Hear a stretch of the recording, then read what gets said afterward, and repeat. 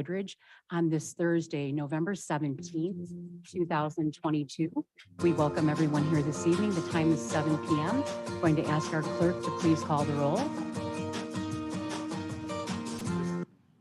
think they're going to end it. Okay. Trustee Blair, Present. Trustee Kagan, Present. Trustee Abbott, Present. Trustee Krusek, Present.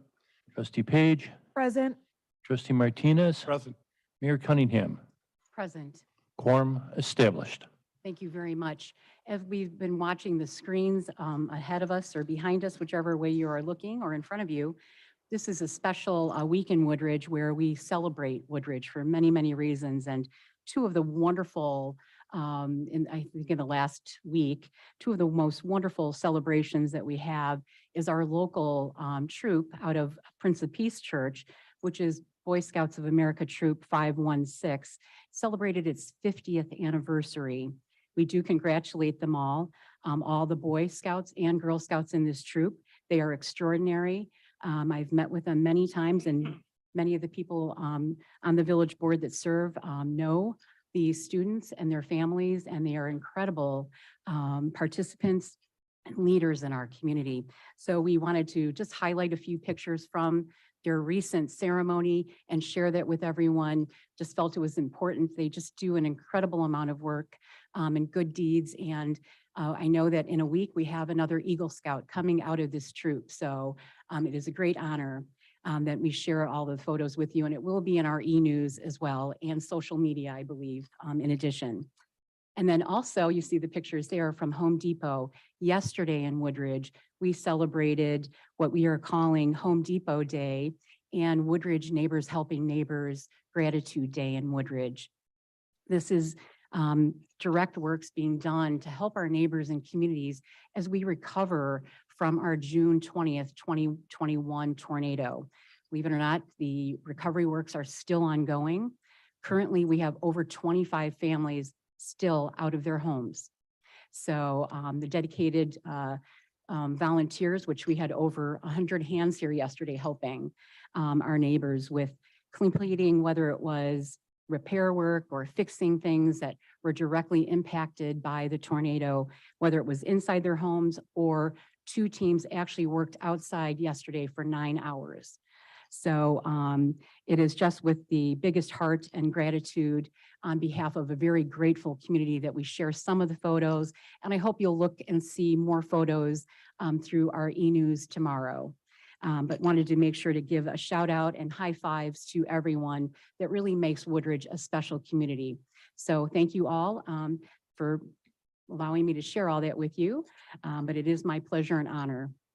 As we do move on this evening, I'd like to invite everyone to please join us in the Pledge of Allegiance. And this evening, I'm going to ask that our fine officers and team members from the Woodridge Police Department to please lead us in the pledge.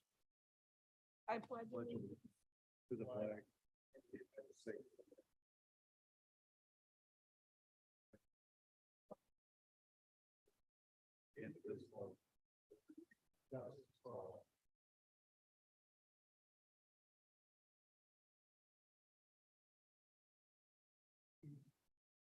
I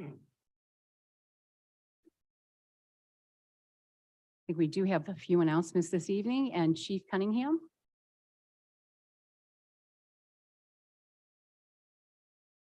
Mayor and Board, I got the pleasure to introduce one of our newest members of the police department. Her name is Erin Lamantia. Erin, you want to come up?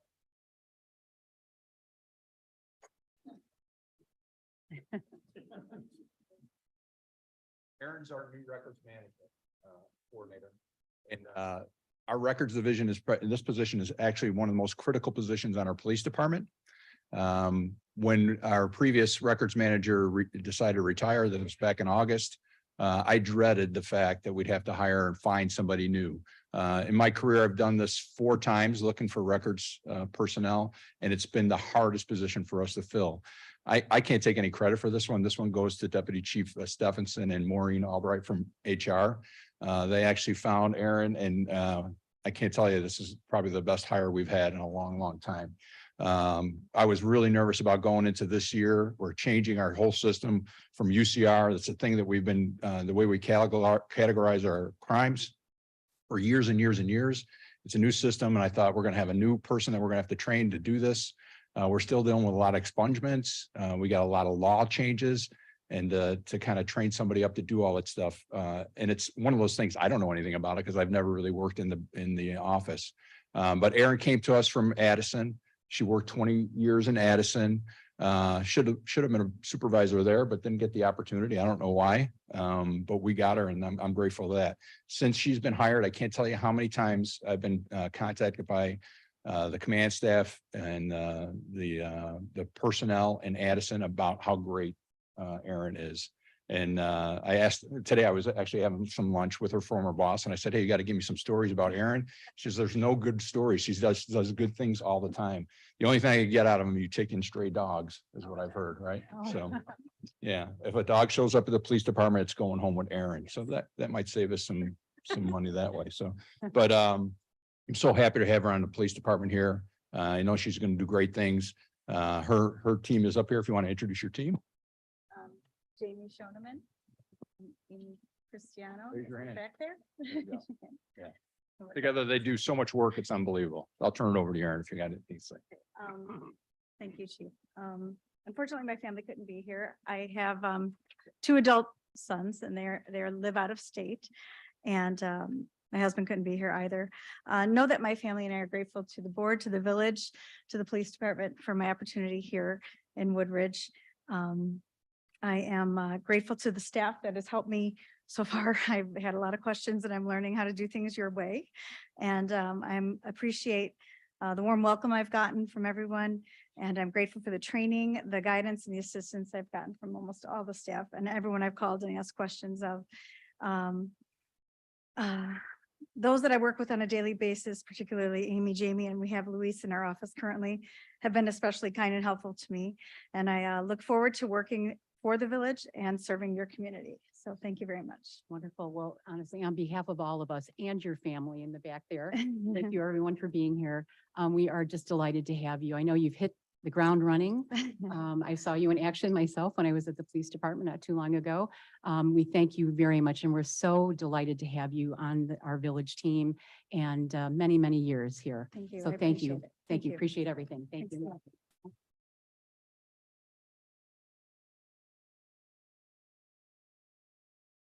And Administrator Stonich.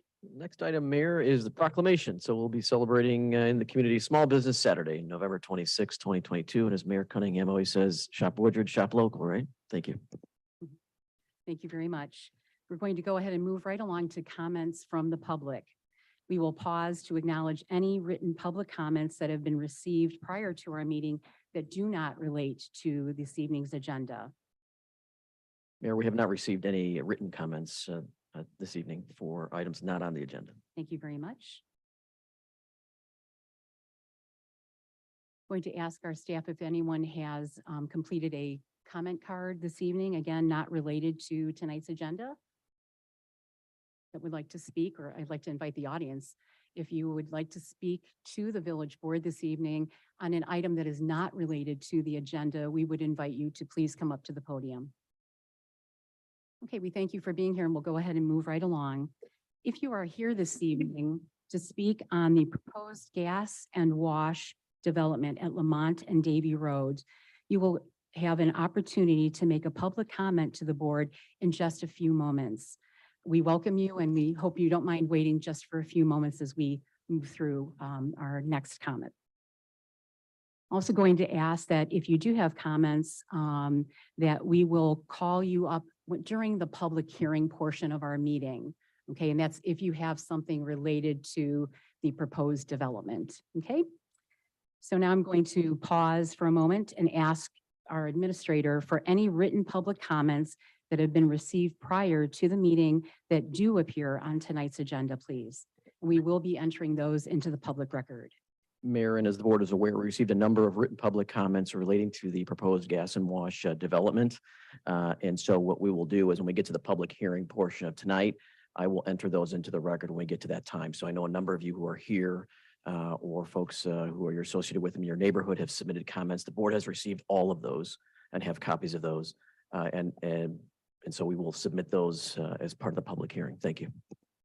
And speaking of public hearing, our first public hearing of this evening is a proposed annexation agreement.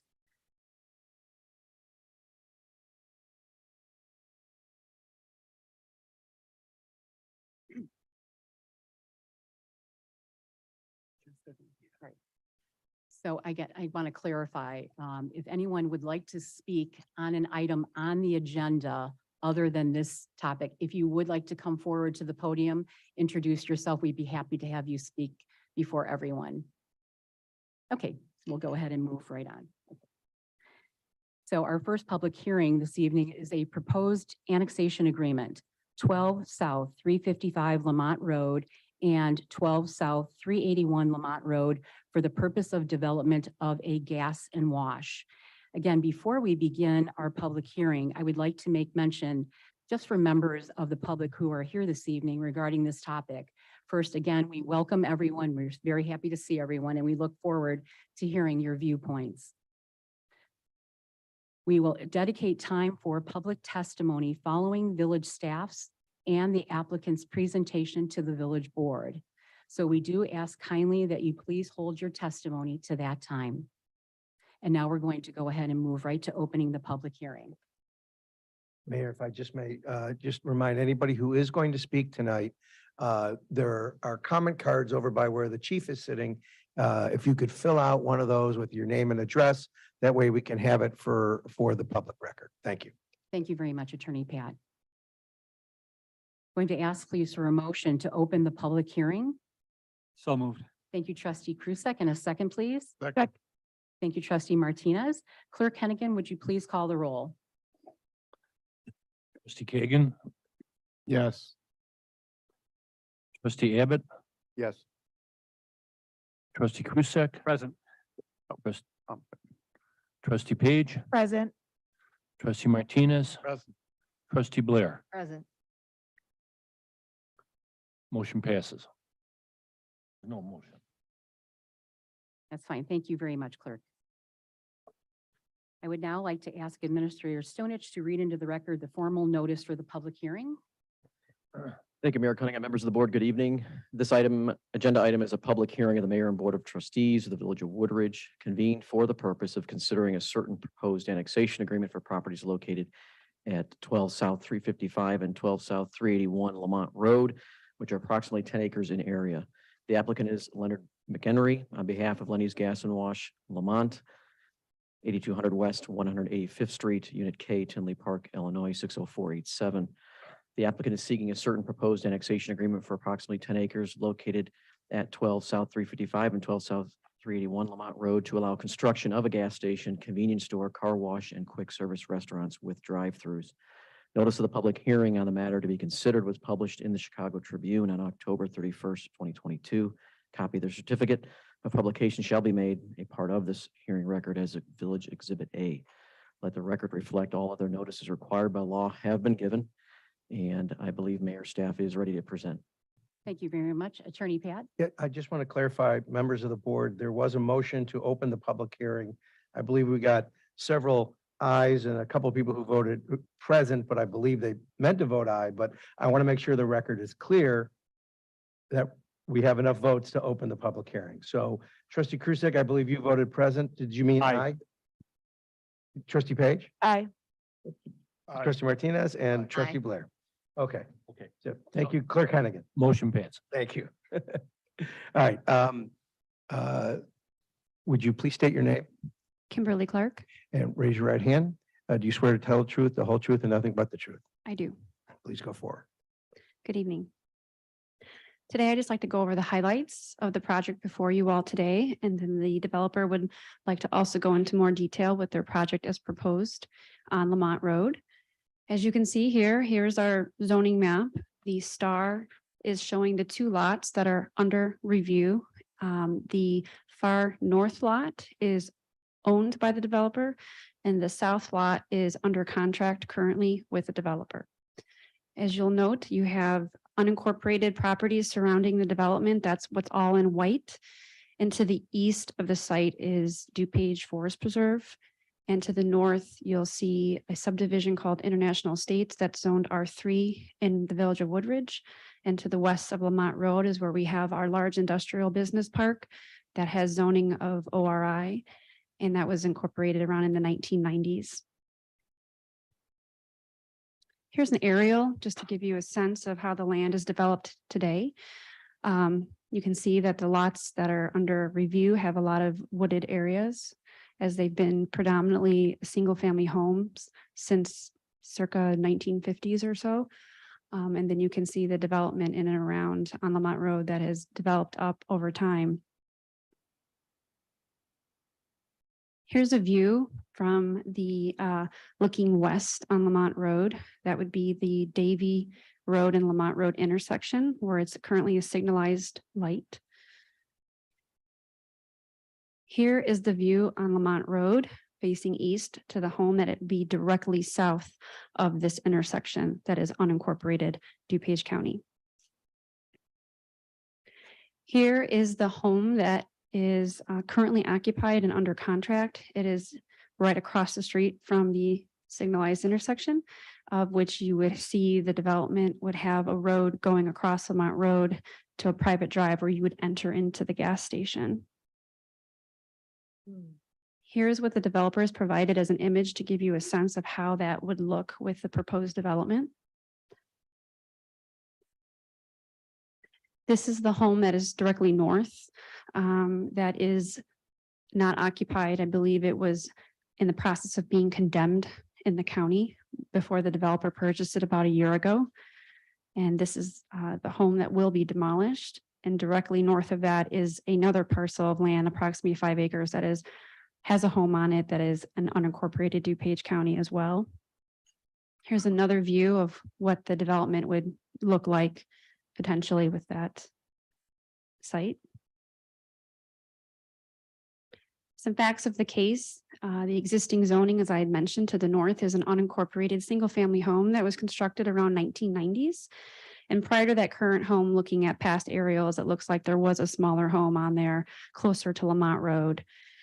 To the south is a 10-acre parcel that has 2 lots under the same ownership that is also unincorporated. And it looked like that home might have been constructed around circa 1898. To the east is DuPage Forest Preserve, and to the west, as I mentioned, is the ORI, Office Research and Industrial Development zoning, which is annexed in 2008. And there's about almost 400,000 square foot industrial building there today. Every community has a blueprint of how they'd like to see their community develop, and that is the comprehensive plan. The village has a plan from 2007, and this is just a plan that sets the desired pattern for planning areas over the next 10 to 15 years. So we're nearing the end of that comprehensive plan's shelf life, and where maybe there's an opportunity that we relook at the current conditions and market and see if things need to be updated, as we have in the past. Further north on Lamont Road, I believe there were amendments to the comprehensive plan that did take some property on the west side of Lamont Road and rezoned it for office industrial as well. But the comprehensive plan does show that this particular area south of Lamont Road is suggested for single family residential up to 5.3 dwelling units per acre, as that is the pattern that has been existing along Lamont Road. The developer is requesting for a B3 highway and service business district. In addition to the zoning, he'd be looking for special uses for the automotive service station, a car wash, fast food restaurants, and drive-through facilities, which are all listed as special uses in that zoning district. There are existing utilities. They are under the control of Illinois American, which is the provider of the sewer and water in that area. The village and Illinois American entered into a 20-year water and sewer capacity agreement, which requires all new customers or existing customers seeking a utility expansion to enter into a utility agreement with the village. Customers in unincorporated areas are also required to execute an annexation agreement with the village. The intent of that agreement was solely so that the village could have some ability to control development in the area. The roadway is considered a minor arterial roadway under the jurisdiction of DuPage County. Davie Road and Lamont Road is signalized, as it was signalized by the development to the west that was the industrial building. They put that in there, and therefore the developer will be obligated to pay a recapture fee in the amount of $150,000 to that developer, as was outlined in the agreement. The road as well provides an exclusive left turn lane and a through lane and a combined through right turn lane on the northbound approach.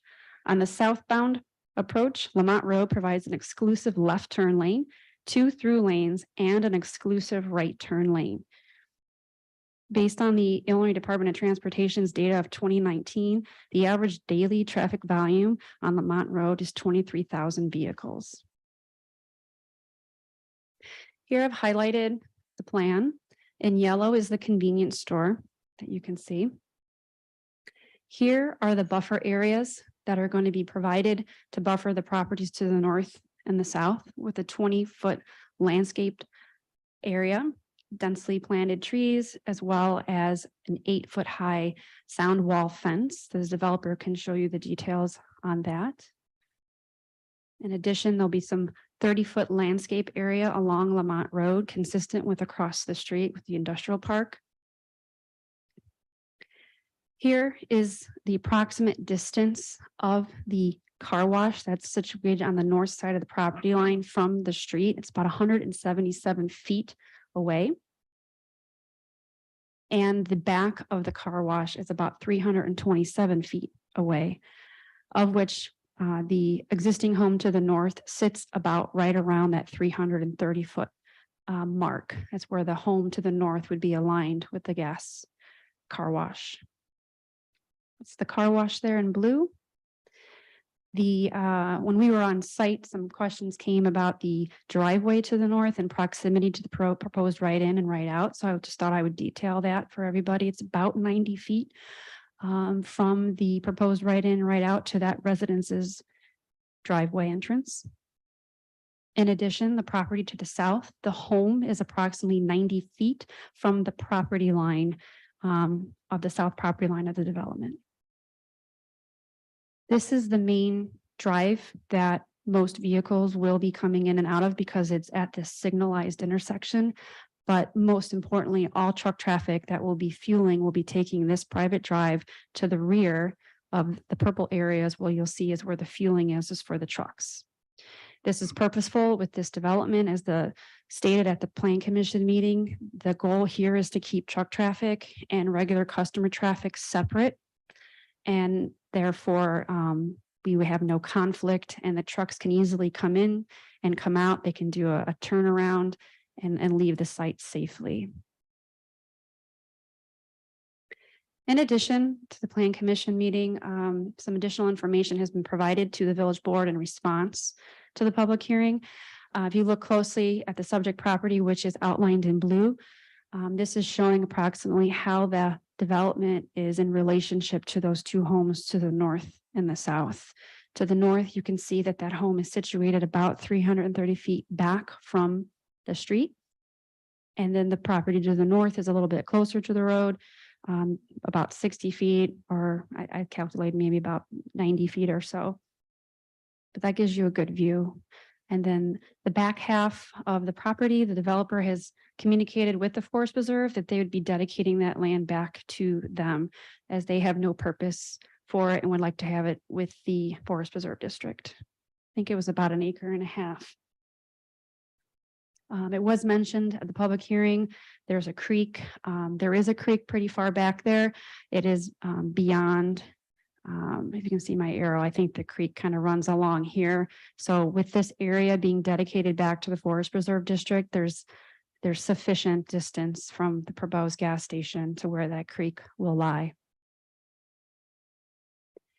So as for the village board's consideration, video gaming is part of the request. Video Gaming Illinois Act legalized the use of video gaming terminals for truck stops, as that's what this development is classified. Terminals are permitted up from 6 to 10, depending on their classification. They have a regular truck stop, and then they have a large truck stop, and it's based on the amount of diesel that they are able to sell determines the number of terminals. It does not require a liquor license when you're classified as a truck stop to have video gaming. And DuPage County currently does permit video gaming in their limits. In addition, beer and wine sales is being requested through the annexation agreement. Initially, it was a request to amend the zoning code. But further counsel in discussing this, it's being requested solely through the annexation agreement. We did not want to amend the zoning code to have beer and wine sales currently, as we are in the midst of doing a comprehensive amendment to our zoning code. We felt it was perfectly acceptable to allow it in the annexation agreement, and we can examine that further as we go through the zoning code amendments. So with any development, we always want to look at what is the economic impact as well. And the developer has proposed approximately to the village per year around $615,000. I'm not sure if the video gaming is 6 or 10 terminals, but this is an approximate estimate of what they believe they can perform. They have several of these throughout the area, and they've been able to, I think, predict pretty well how they'll do in sales. I followed up with a lot of the other communities and kind of bounced these numbers against them, and they said, yeah, that's about right. They're not exaggerating. In addition, they'd be looking to employ about 75 people at this location. So there was a public hearing held on October 3rd of 2022. And items brought up by the public were concerns of increased crime because it's a 24-hour operation, light and noise pollution, impact to residential property values, future contamination concerns, increased traffic, specifically truck traffic. The Plan Commission held the public hearing and continued the vote to the October 17th meeting, of which they voted 6-0 not in favor of the rezoning request. Changes since the Plan Commission. Staff had visited another location in Homer Glen, which is relatively new, and noted that there was a much more attractive look to the canopy. It had more of a residential feel. The developer took note and actually has revised their canopy to have a more of mansard roof and some beige colors, which they'll show you in their presentation. They have also removed the second monument sign that was requested. And they've included an 8-foot sound wall fence on the north and south property lines that is in addition to the 20-foot landscape buffer that they're providing.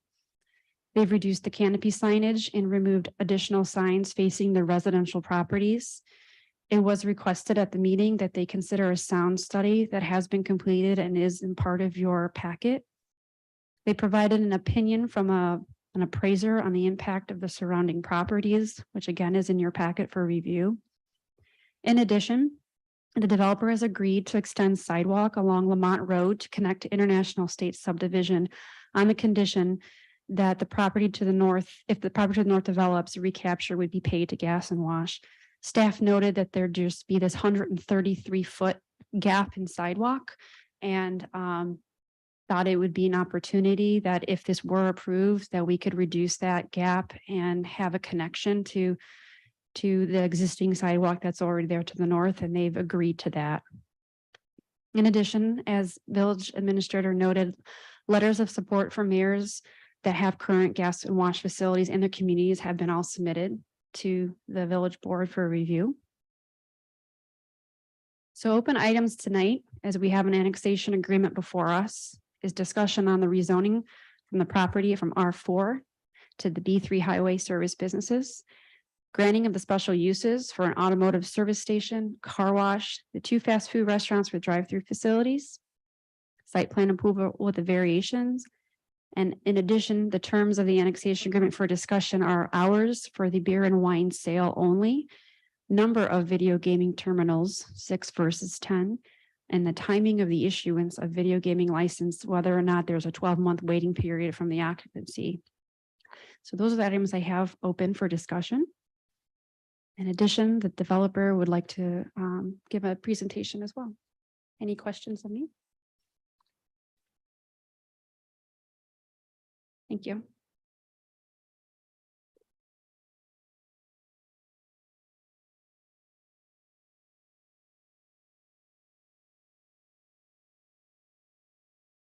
Chris, money.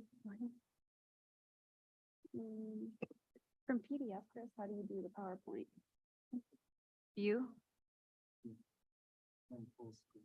Okay, there we go. I think you're good. You can just hit the arrow. Thank you. Good evening. My name is Lyman Teeman. I'm the attorney for Len McHenry, who is the owner of Gas and Wash. Mr. Zeman, before you get going, please raise your right hand. Do you swear to tell the truth, the whole truth, and nothing but the truth? Yes, I do. Proceed. Thank you. Kimberly covered most of the items that were up for consideration as part of the annexation agreement that's before you this evening. And we're going to go into a lot more detail in terms of this agreement, particularly in terms of our site plan, our landscape plan, our lighting plan, our signage plan. The study that we have commissioned from KLOA with the traffic study. And also in terms of the value analysis prepared by the Gorman Group. And also the sound study that was prepared by Acoustic Associates.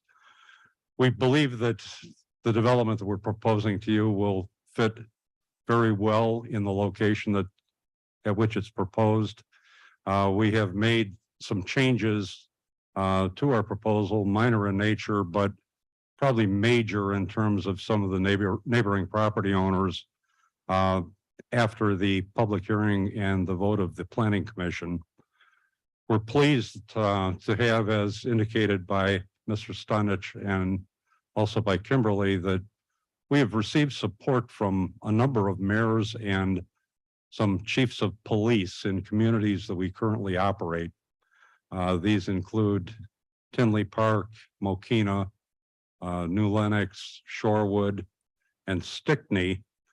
And we're encouraged by the fact that the mayors of these communities have taken their time to come forward and present essentially letters of recommendation to you as a village board, because they're expressing their satisfaction that we run a clean, well-maintained, safe facility within their community.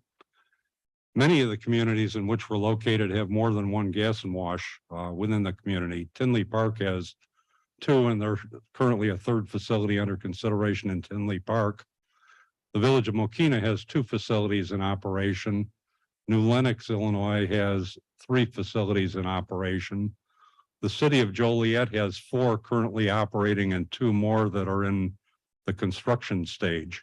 And I think this says a lot because the neighbors have brought up issues concerning noise and light and sound, traffic, crime, all of this. I think it's a very good testimonial that the mayors of the communities that we're currently doing business in have come forward to support us this evening. And also the fact that in several communities, we have more than one location, which obviously means that they're satisfied with our business within that community, as I think that the village of Woodridge will be satisfied once we're under construction and up in operation. We have a number of people that are going to go into detail in terms of our site plan and landscape plan and signage and all of that. The primary presenter will be Chris Kalachevsky with the WT Group, but also Mr. McHenry is here this evening to speak on behalf of what he is proposing in your community as the owner of Gas and Wash. Javier Milan is here from KLOA, who has prepared our traffic analysis for the on-site and off-site traffic activity in relation to our facility, and he'll be addressing you also. We have 2 additional people that are here for questions if you have any, and one is Paul Couture, who is our landscape architect, and the other is our civil engineer, Todd Abrams. And with that, I would like to initially turn this over to Mr. McHenry to give his presentation, and then Chris Kalachevsky will go into detail in terms of all the plans. Thank you. Any questions from the board for Mr. Teeman at this point?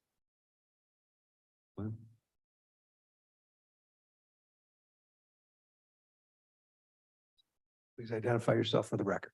Hi, I'm Len McHenry, owner of Gas and Wash. Mr. McHenry, please raise your right hand. Do you swear to tell the truth, the whole truth, and nothing but the truth? I do. Please proceed.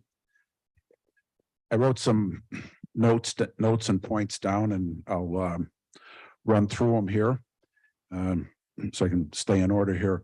Okay, I'm Len McHenry, owner of Gas and Wash. I've been in the business for 50 years. I spent my whole life in it.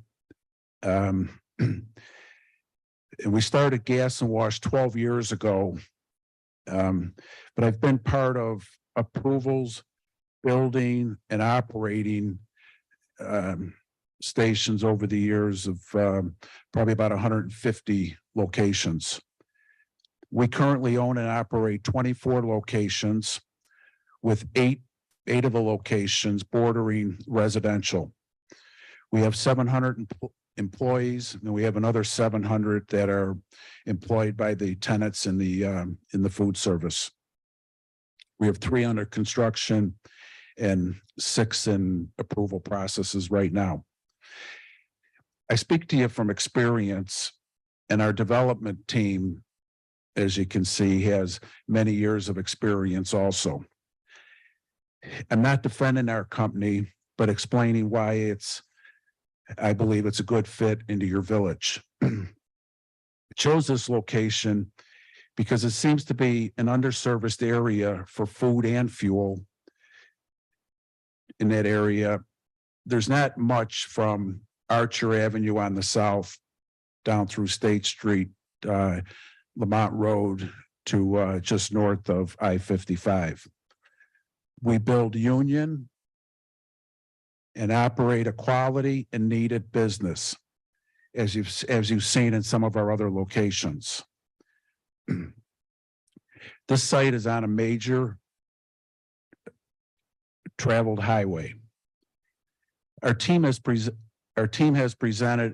will present and addressed lighting, traffic, noise, pollution, safety, and home values. And if all those are, if this passes tonight, and if all those points are not addressed, you just call me and they will be addressed. A big point here is that I know it's labeled as a truck stop, but this is not a truck stop. I think people label it as a truck stop. To me, it's kind of an attention getter because we picture a truck stop with hundreds of trucks parked in the back with the engines running and a lot of things happening there. We're not pulling trucks off the interstate. We're going to service the traffic that goes by us. And less than 2% of the vehicles are semi trucks that we service. We have a good, as Lyman mentioned, we have a good relationship with all the villages and neighbors as the letters were presented. We've been through this approval process a number of times. After we've been approved, we've had 0 complaints from neighbors in the villages. The projected complaints and worries just don't become real. We live in this business every day. The locations are quieter than they seem to be. It's also with that sound bearing fence that we put up that really helps there. I've been with the sound engineer out in the field myself, and I've seen it. The road noise is higher than the sound on the site. To me, this isn't a guessing game with this. We've lived this, built it, and experienced it. If you're driving north from Archer, south of Archer there to I-55, where are you stopping? There really isn't much to choose from there. There's a station at 135th and Archer, and then the next one is the Speedway at 103rd Street. It was mentioned one time about a possibility at Bluff Road and Lamont Road, where I worked before. That was turned down in Lamont. That's a unsafe location. it's at the bottom of the hill. The traffic's very fast. There's no stoplight. That just doesn't seem like that would ever work. That would be dangerous. You get up to Davie, the traffic flattens out, quiets down, and there's a stoplight there. We bring 75 new jobs with these facilities, needed service and tax dollars as shown. That was up on the screen there. We have separated the beer and wine from the store in a separate room that's separate little building, actually. The gaming has grown into a big part of our business. Local residents play games for a while and leave. It's quiet and really adds safety to our stores, because with more people around, we maybe we've just been lucky, but between the cameras and the lights and people and the proper staffing, we've had zero problems in the locations, especially in the gaming. There's people just come in and play and leave. We're not a bar or serving alcohol in the gaming room, and we would limit that to 6 games also. We are not bringing you a development with problems. One story I remember was we were in Shorewood. We had about 100 residents in 3 rooms there, and the mayor pointed out that with their previous approvals of Target, Home Depot, Portillo's, they had pushback from all the local, every time there was a different set of residents. And if he didn't approve those, they wouldn't have any of those big facilities in there. And then they approved us. And again, zero problems. Everybody behind us shops there. And, we seem to, it all seemed to work out just fine. As you make your decision tonight, is this a project I see it as is it a needed service and more modern, and would it help the village of Shorewood here? It's not the monster that sometimes people create about traffic noise, trucks and all that. I think we've taken care of all that, and I appreciate your time and would appreciate your support. Thanks a lot. Any board members have questions of this witness at the present time? Actually, Madam Mayor. Sir, did I hear you correctly? Did you say only 2% of the vehicles going in are trucks? Semi trucks, correct. And how many fueling stations do you have for the trucks? Would you have at this location? How many pumps? I think we have 3 lanes. Is that correct? Yeah. We have 3 lanes. Okay, thank you. Okay.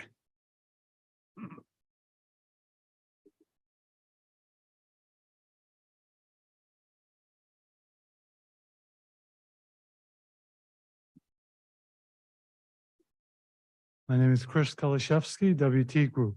Do you swear to tell the truth, the whole truth, and nothing but the truth? I do, sir. All right, please proceed. We thank you for allowing us to make this presentation this evening. As was stated before, we feel this is a good location for a very good product that would benefit the neighborhood and also the overall community of Woodridge itself. This is our site plan, or this is actually an aerial view where we have, this is our site, the 2 lots directly across from warehouses that respectfully are 100,000 square feet and 200,000 square feet. We noted in several, Kim mentioned it and Lyman mentioned it as well, that some of the issues that were raised during the plan commission was concern on traffic, noise, pollution, light, crime, and property values. We're hoping that at the end of our presentation this evening, we'll show you that we actually have historic proof that that will not be the case. And so we will continue with that. In this site right here, the roadway, as was mentioned also previously, carries 23,300 cars a day, according to IDOT. And so that is not a country road. That is as it was mentioned, a minor arterial road directly across from 200,000 and 100,000 square foot industrial uses. One of the things we want to point out, and it's a little hard to see, and we'll have a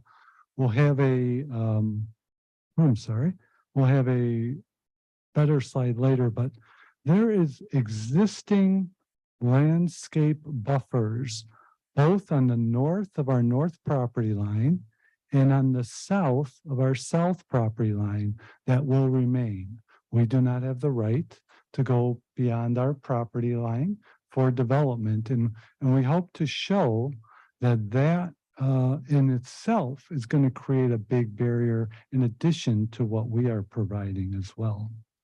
So here's just a little zoomed out view to show you the expanse of the ORI district, the industry, and how we have residents to our north, a little bit more residential here, and residential to our southwest.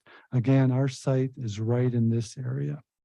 I hope that you'll notice the similarities of our proposed site in light of some of the examples that I'm just about to show you. This is still our site, of course, just our site is overlaid with the landscaping that is shown. We will talk about the LSR ratio, landscape area ratio, where we are way above what's required by code.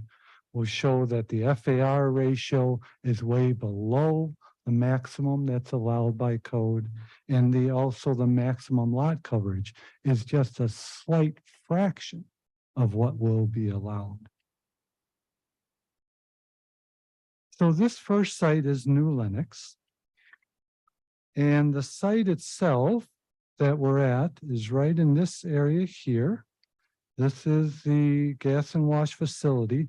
And the reason we have it zoomed out is to show that there's dramatically more residential in the immediate vicinity area, as was reflected in this view here.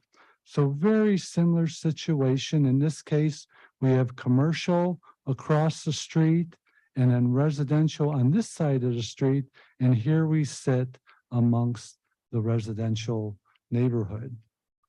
And what does the village of New Lenox have to say about this? I would like to quote just a portion of the New Lenox mayor's letter dated November 15th and addressed to Mayor Cunningham and the village trustees. And just a couple snippets of that I've highlighted. Mr. McHenry has just opened his third gas and wash within our village corporate limits. As should be expected with each proposed location, there were concerns from residents about having this type of business open in their neighborhood. The same concerns that were raised in the Plan Commission: property values, crime, increased traffic, noise, light, pollution. In conclusion, in all the years Gas and Wash has operated in our community, we have had no complaints about any facet of their business, including gaming. In addition, he mentions that his team, the construction team, constructs their buildings with the highest quality and are well respected by our building departments. So this is just one site, very similar. On one side of the road, that's all residential, and on the other side, in this case, was commercial. Also, the traffic count along the main arterial Route 30 was, guess what? right in the neighborhood of 23,000 cars. All these sites that I'm going to show you range from 22,000 to 25,000. So they're the identical examples of what we are proposing tonight. This next one is Tinley Park. And we are in this area right here with a large residential to our west. Directly behind, the car wash is facing here.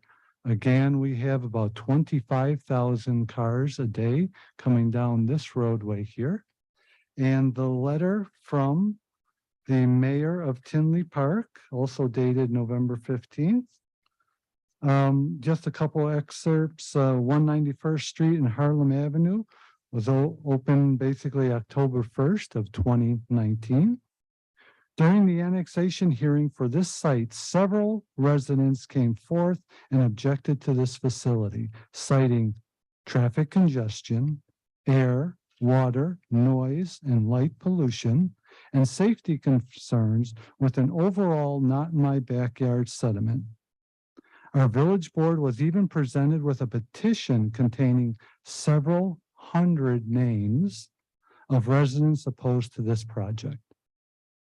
Fortunately for the village of Tinley Park, this project was approved and has been operating ever since without the dire predictions of the residents. Gas and Wash, under the management of Len McHenry, has been good for our community. The station is clean, safe, and community friendly.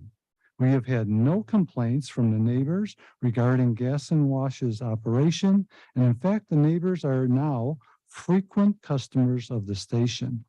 Since the opening of this facility at 194th Street, our village board has approved a second location for Gas and Wash and is in the process of considering a third location within our village. This certainly would not be the case if Gas and Wash posed any harm to our community. Next site is in Mokina. Also, I would like to go back one site. This is one of the sites that Mr. Gorman references in his appraisal letter. And as he has investigated the property values of the homes adjacent to our development, he has shown that those property values have not been injured in any way. The next site is Mokina at LaPorte and LaGrange Road. This is the second site that Mr. Gorman references in his appraisal letter. And again, the same situation. We are down here in this one. We're not at the hard corner. We're in an interior site right here with residences directly behind us and throughout the area. And for this case in Mokina, I'd like to read just a brief snippet from the mayor of Mokina's letter. Since the stations opened, they have been kept extremely clean. Landscaping is well kept, and the village has had no problems with either station. There's two stations in Mokina. I wish all our businesses were kept up as well. The next site is Plainfield with Theodore and Droughton. We show this expanse. We are right here, this little dot, but the reason we're showing this is the immensity of the residential surrounding us. And we are the only commercial use here, and we're not directly, but diagonally across the street from a school district. And we're finding success with that site as well. Our next site is Shorewood at Jefferson and River Road. We're right at this corner right here. You can see directly across the street is residential, diagonal, right behind us, and also diagonally to our right. We have two letters from Shorewood, one from the mayor, one from the police chief. In an excerpt from the mayor's letter, it says in 2015, Len McHenry proposed a facility at the corner of Jefferson and River Road. The property abutted an established higher end family neighborhood, and the residents came out in droves. They were concerned about safety, traffic, about the unsightliness of the gas station. They envisioned crime and property maintenance issues. Residents testified for hours and brought forward petitions asking the village to deny the application. This facility has been in operation for almost 8 years, so a long history. The business is well maintained and managed. None of the catastrophic consequences that the neighbors envisioned came to fruition, and many of them regularly patronize the business. And then from the police chief,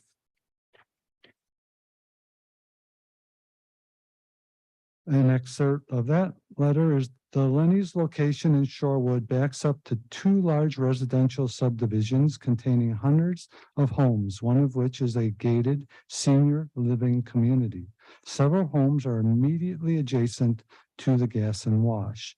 Since the opening of this facility in Shorewood, we have seen no increase in criminal activity in the area.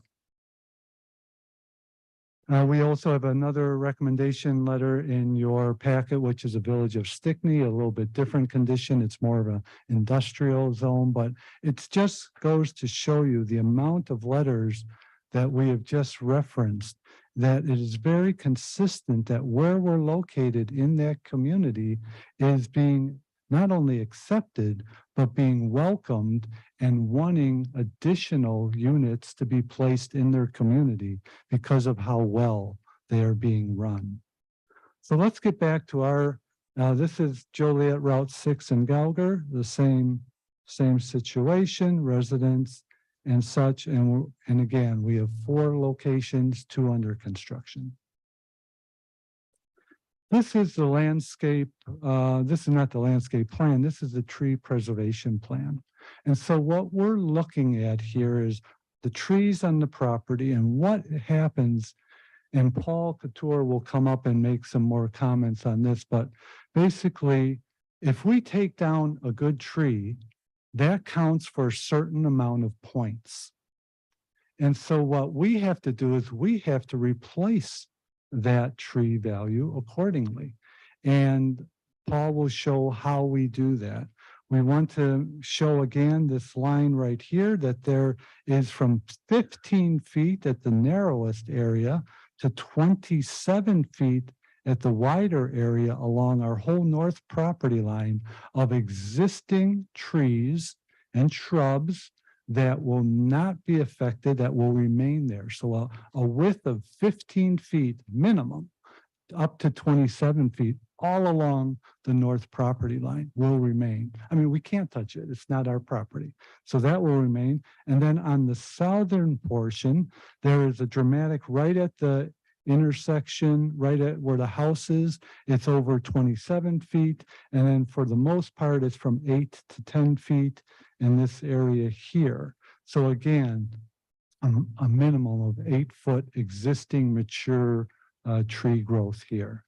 So with that, I'll just switch to the landscape plan. I'll let Paul come up, Paul Couture, and explain a little bit more about how we meet the requirements. Thanks. Paul Couture, landscape architect. Please raise your right hand. Do you swear to tell the truth, the whole truth, and nothing but the truth? I do. Please proceed. Thanks. Okay. Well, standard practice when developing a landscape plan is to make sure that we have something going on all year long, whether it's perennials and shrubs that are flowering from the first thing in spring till the snow flies. Nice fall color on the trees and shrubs, balance of evergreen. So we don't have all sticks in the winter time. Interesting branching habits with plants when they lose their leaves. You'll be able to see by the extensive plant list that we're proposing on this property easily accomplishes all of that. This landscape plan, we are proposing 179 new trees to the property, of which are shade trees, evergreen trees, and ornamental trees. Approximately 424 evergreen and deciduous shrubs In addition to that, we're showing 475 perennial flowers and ornamental grasses, as well as hundreds of ground covers. By the way, too, when it comes to points and calculations, everything, the ground covers and perennials they're not even considered, but we put them in, so we make sure the job looks great. One of the big concerns are the buffers, north and south. We had, from the last review, updated our plans to put the amount of trees and shrubs in that were required. On the north property, 1,265 feet, we were required to have 7,590 points. We had provided 8,866 points, which was 1,276 points over what was required. With those calculations, though, the fence that was included in those calculations was only 582 feet. Since then, the fence has expanded to 900 lineal feet, which now puts our total points to 9,820, which we are now 2,230 points over on the north buffer alone. And in addition, as Chris mentioned, there's a 15 to roughly 30-foot existing buffer that's there. The south buffer, again, the same amount of points are required, 7,590. Just with our trees and shrubs that we had in there, we made 7,600 points, which was 10 points over. Well, since then, we now have an additional 1,000 feet of fence going in, which now puts us 3,010 points over what is required. So a total of 5,240 points that we're over on that. And actually that those points that were given for the fence were for a 6-foot fence. We're proposing an 8-foot fence. I don't even know if that's in the books as far as additional points or not, but if there is, then that number is even low. Yeah, let's see. Also, what we're trying to do on the plan is make a smooth transition from the somewhat more manicured landscape area and turf areas as we're working our way east to transition to a native open prairie, to a native bioretention area, to the undisturbed wooded area that's on the far east and north. Now, those three areas represent roughly 4.3 acres. This site, if I figured it right, was 9.65 acres. So along with our with our landscaping areas around the buildings and other than those native areas, we're up to 6.2 acres of green space, which is roughly 65% of the lot. And for retail commercial, that's huge. That's a lot of green space. The tree preservation. Also, we have I found from the last go around too. I think when the retention area got expanded, we had lost a couple trees, but we were required to have 38 replacement points. We provided 40.1, but now that I have counted the trees that after the last revision, we are up to 38.1. So we're 0.1 right there. But I was thinking that the 5,200 plus points that were above on the buffer areas should go a long way, because those 5,200 points really represents basically 52 trees. So those can be added towards the tree preservation. Also, too, on the tree preservation, there were the trees, all the different, the hundreds of trees that were there, the different classifications, excellent, fair, or excellent, good, fair, poor, dead. There were no trees that were listed as excellent. There are trees that are good. That's the class 2 trees, which we were required to work off of that percentage to come up with the numbers of the replacements that we have. So. Any questions? Any member of the board have any questions? Thank you. Thank you, Paul. Hopefully we've shown historically that we're a very good neighbor, a very good operation.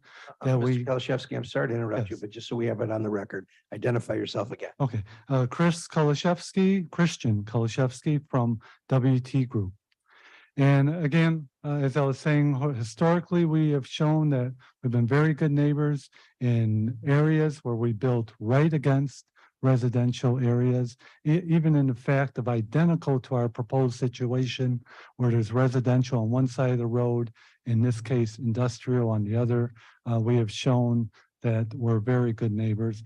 Paul has just reemphasized that we are way over on the landscaping. In fact, some of the numbers that you have in your ordinance, and I'll be going to this plan right here. This is kind of a zoomed in version. It doesn't show the right side of the property.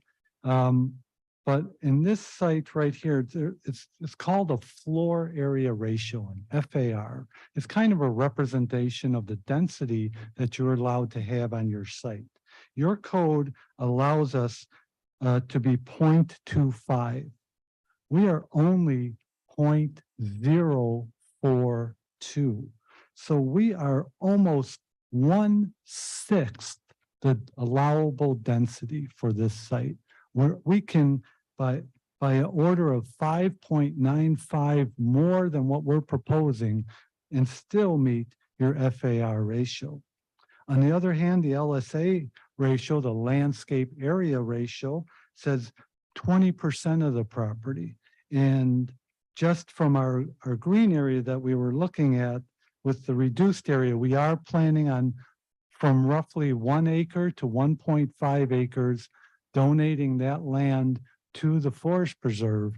And the reason I give you that range is it's all dependent on the final layout of the detention pond. We've submitted, we've gotten some comments. We had to make it a little bit shallower, which meant it got a little bit wider.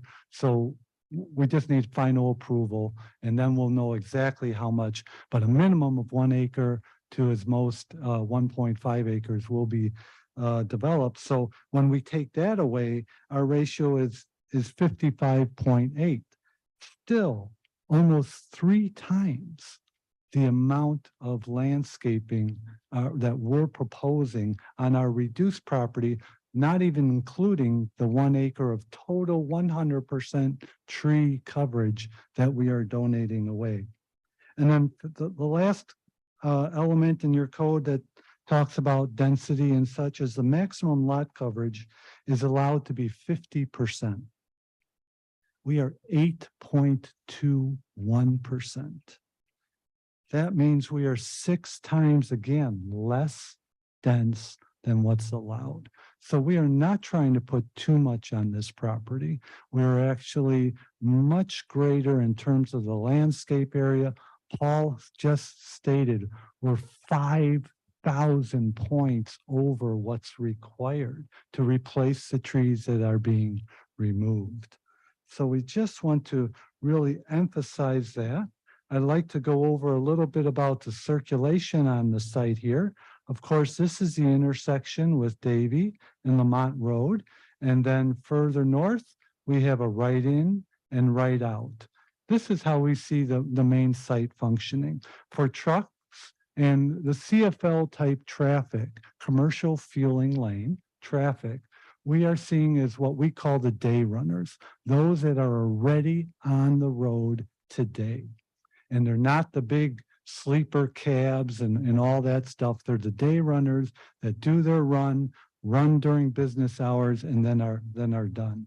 They are on the road already, and so they would be coming down south, dedicated left turn lane that Javier will explain a little bit more in soon. So they will turn in this lane here, head east, and go to a designated CFL area. We very purposefully separate the auto island, which is in the front here, from the commercial fueling lanes. We do that for two reasons. And these two reasons are what makes a retail petroleum site successful. The first one is that it is convenient for the auto customer. They don't want to be going around trucks and stuff like that, but they also want to feel safe. And so as you separate those two different types of traffic, we keep the auto very purposely in the front, so an auto can enter through here and make a turn and go up there, or if they're going north, they could circulate back and then they can exit out this way.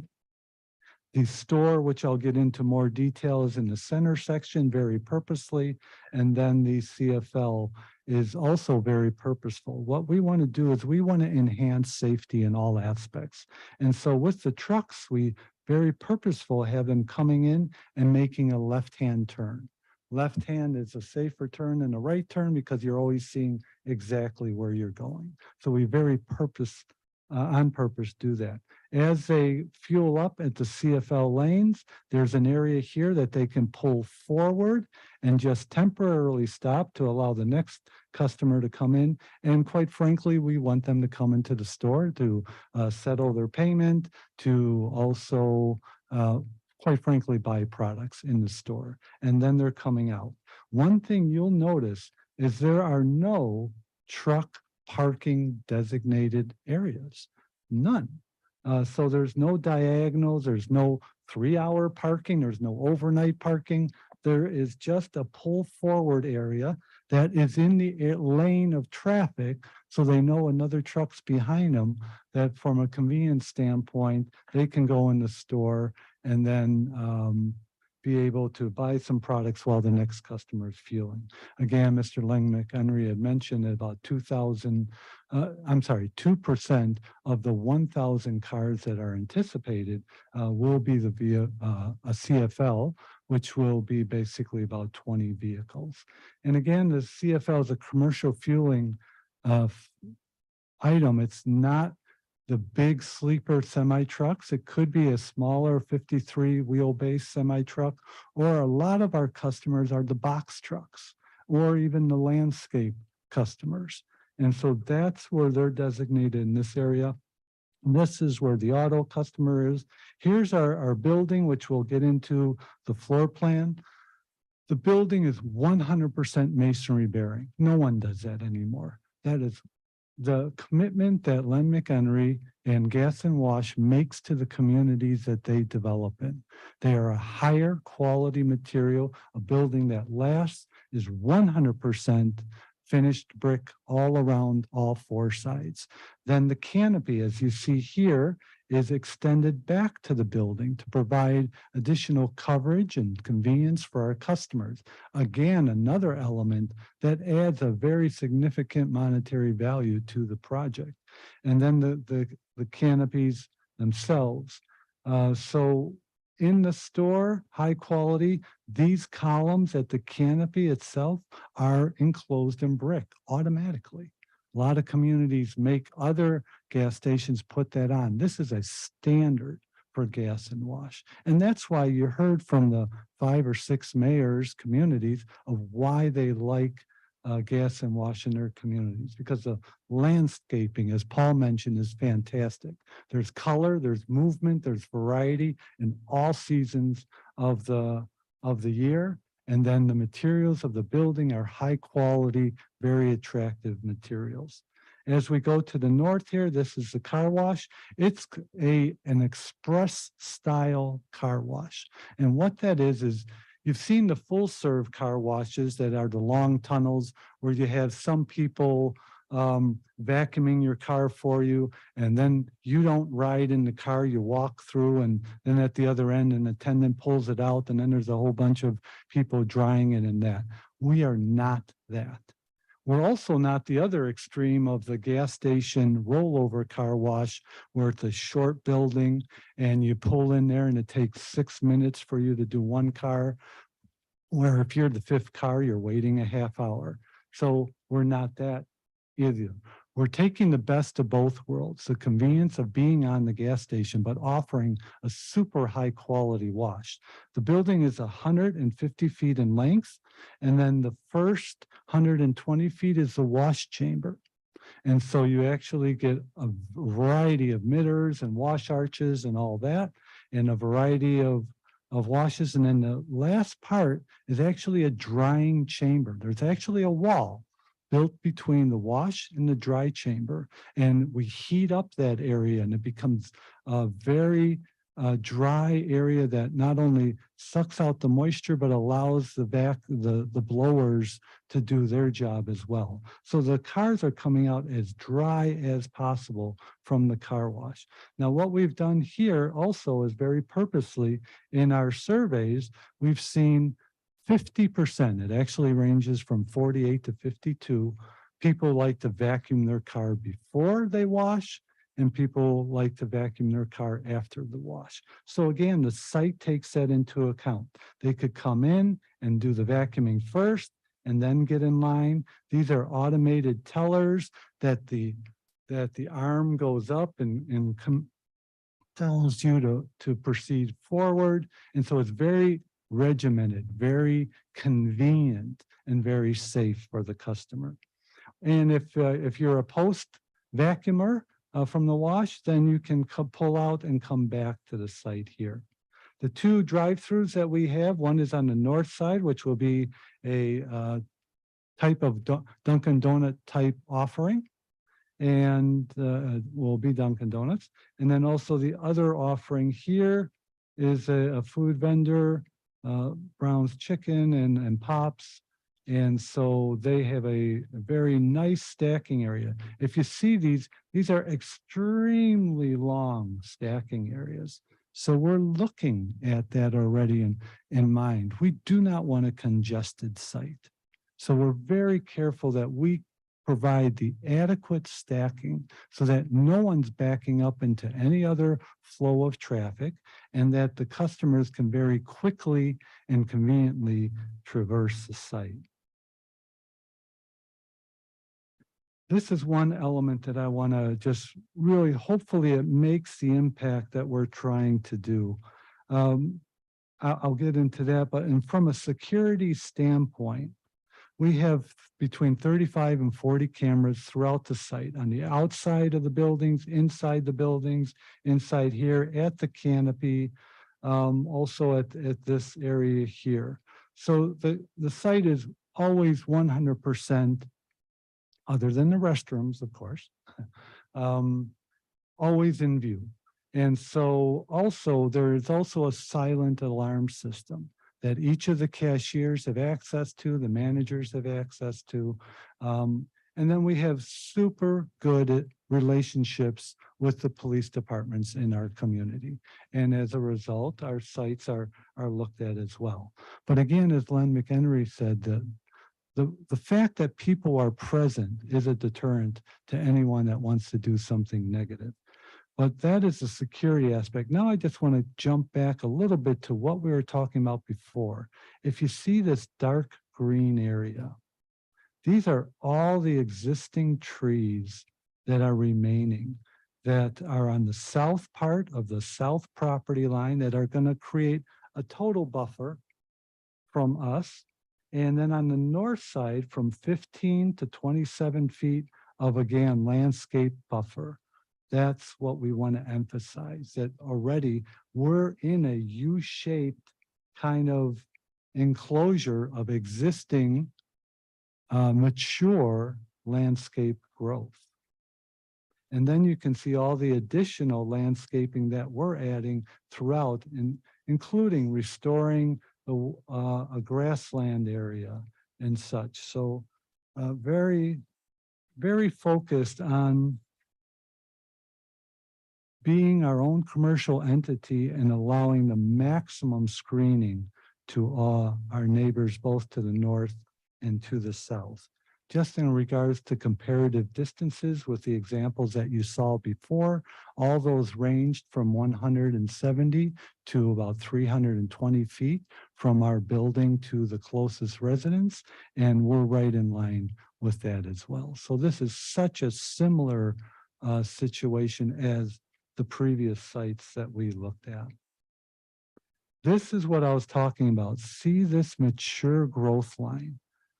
In the front here, it's 15 feet. When you get into the back where the house is, it's 21 feet. And then at the back side of the house, it's 27 feet of mature growth. All this is staying. That's not our property. We're not touching that. But the next slide that I want to show you, and I'm hoping this shows a strong impact that there is already a buffer and there will be maintained a buffer. And then in addition to that, we show we are actually 3 feet lower. And so we have a retaining wall and then an 8-foot high fence, 11 feet. We are lower than the neighbors. So that's even a better example. And you can see this is both a combination of the proposed trees and the new trees. And you can see the density that's being projected for that north property line. This is the worst case scenario. What if our neighbor to the north cut down every one of the shrubs and the non-desired trees and just kept what was the 6-inch trees? And so he took down all the landscaping. We know he's not going to do that, but we wanted to show you the worst case possible. This is standing in front of the home right to our north, looking to, this is the southeast, this is the southwest, and this is what you see of our development. You're just seeing a clip of the CFL canopy here, and you're seeing a portion of the car wash here and a little bit of the C-store there. And again, this is not going to be the situation. I very much doubt that the neighbor would cut down the 15 feet of landscaping. You can see that the site, their site is very much open, that they obviously took down trees when they built the facility, their residence. And so those trees have remained for a long time. But we wanted to show you the absolute worst case scenario, and this is it. And you have a very attractive stone looking fence, sound fence, as was mentioned before. So this is going to get into the traffic, and I'd like Javier to come up and talk about the traffic flows a little bit on and off site and what is projected.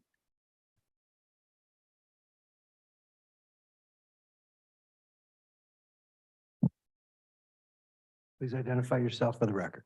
Good evening. My name is Javier Milan. I'm a principal with KLOA. Do you swear to tell the truth, the whole truth, and nothing but the truth? I do. Please proceed. Once again, good evening. So we conducted this traffic study following all industry guidelines on the state of Illinois and DuPage County requirements. As proposed, and as it was mentioned, a full movement access drive aligning with Davie Road at a signalized intersection with Lamont will be provided on a right in, right out north of Davie Road. In order to accommodate the fourth leg and as part of the development, the following improvements will be provided at the intersection. The proposed east leg will provide 1 inbound lane and 2 outbound lanes, striped for an exclusive left turn lane and a shared through right turn lane. The left turn lane will provide approximately 315 feet of storage. New mast arms with new signal equipment will be provided for all 4 legs. New radar detection will be provided for the east and west legs. High visibility crosswalks connecting the site to the existing crosswalk system on the west side of Lamont Road will be provided. And pedestrian signal equipment for this crosswalk will also be provided. As it was also mentioned, the southbound movement from Lamont Road onto the access drive or the east leg will be accommodated within the existing southbound or stripe median, and it will become a southbound left turn lane. An intersection design study, or IDS, showing the proposed improvements have been submitted to DuPage County, and they are in concurrence with the findings. And we're in the process of preparing the signal plans and submitting for construction permit. Additional access to the site, as I mentioned, will be provided to the north, approximately 235 feet north of Davie Road. This access drive will provide one inbound lane, one outbound lane restricted to right turn movements via striping, signage, and a raised triangular median. The outbound movements from these right in, right out will be under stop sign control. Also, as part of the development, and as you can see in this diagram, a northbound right turn lane or exclusive right turn lane will be provided into the right in, right out. That turn lane will extend to the Lamont Road of Davie Road intersection. So in a traffic study, in order to estimate the number of trips that will be generated by the proposed development, we normally utilize the Institute of Transportation Engineers, or ITE, trip generation manual. That's the standard that is utilized by the county government, whether it's federal or state, and the municipalities. That traffic is then assigned to the area roadways and access drives based on the existing travel patterns. Now, we don't analyze in a vacuum. It's very easy to take existing and then just take the site and add them together. We know that there's going to be growth in the future. So we contact the Chicago Metropolitan Agency for Planning to get those growth factors. And we take the existing traffic volumes and increase them by those growth factors. In this case, we went to 5 years, so it's 2027. And then once we have that projected, no build condition, just this is regular growth, then we add our traffic. Then we have these volumes and we conduct capacity analysis. And capacity analysis is just a software that we use to determine how well these intersections will operate, or if there's any deficiencies, and if something needs to be done to actually address those. So based on the results of the capacity analysis, all of the intersections will operate an acceptable level of service, meaning that there's adequate capacity. And it was concluded that the traffic projected to be generated by the proposed development can be accommodated by the proposed improvements. The intersection of Lamont Road of Davie Road, with the addition of the fourth leg and the proposed improvement, will have sufficient reserve capacity. And also that the proposed access system, as I explained early on, will be adequate in accommodating the traffic projected to be generated by the proposed fuel center with limited impact on the external roadway system. Any questions, I'll be more than happy to answer them. Thank you very much. Any questions at this time? Anyone? Thank you. And as Javier mentioned, he's kind of, Chris, again, please identify. this is Christian Kolashevsky, WT Group. As Javier just mentioned, they have to go by the manual of 66%.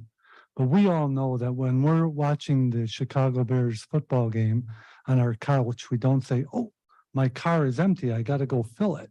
No, you do that as you drive to work, or as you're going home from work on the weekdays, or if you're going to your shopping or coming home from your shopping on the weekends. So actually the actual amount, this is a siphoning use, not a traffic generating use.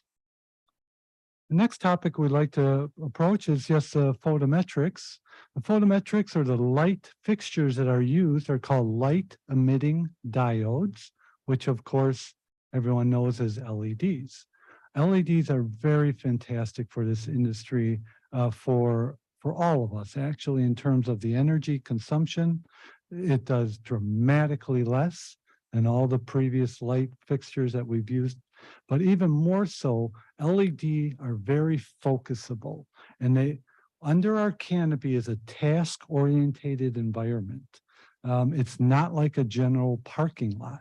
I mean, you're fueling, you need to follow the instructions, you need to read the warning labels, etc. And so it's a task-orientated environment, and then you have people walking to the store and such. So the photometrics are very important, and the quality of light is important. And we use the best quality lights, the LSI lighting, to obtain that. So all of our lights are LED, and we can control that by forward throwing the light or just dropping it straight down. And by that, we meet or are much less than what your requirements are, which are 1-foot candles around the property line. Other than at the driveways, which is, going to the road, which is a safety concern. You don't want to be at 1-foot candle there. But on all the north and south property lines, we're at 1 or below. And on, quite frankly, on the east property line, we're 0, a couple hundred feet before we even get to that property line. So again, we have all light emitting diode lightings, very environmentally friendly, very controllable. Nothing hangs down below the canopy or the yard lights in terms of it's a flush fixture. So I know you've seen the old gas stations from when this was blonde a few decades ago, where the lights were metal halide and you saw that glare coming from the canopy. And that is no longer part of this industry and not what we're offering.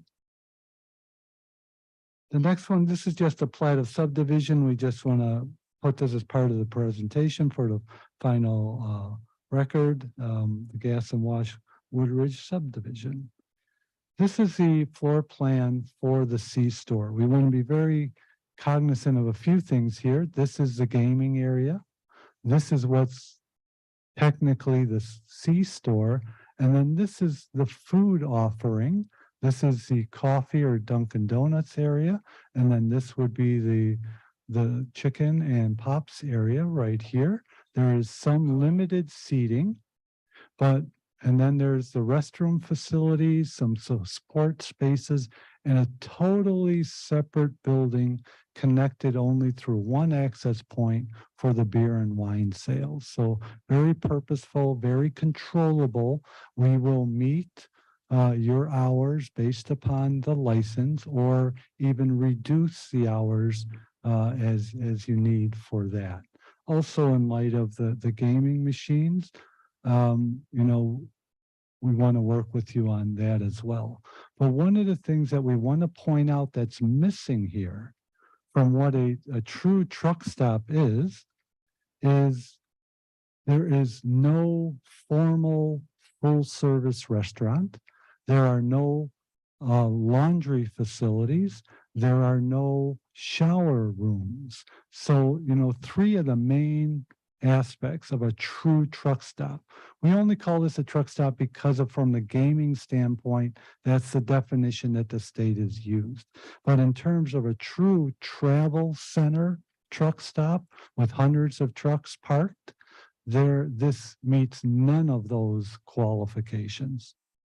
Excuse me, if I could, just a moment. Yeah. Just to ask, so to clarify for everyone as well, could you go back to the previous slide? Thank you.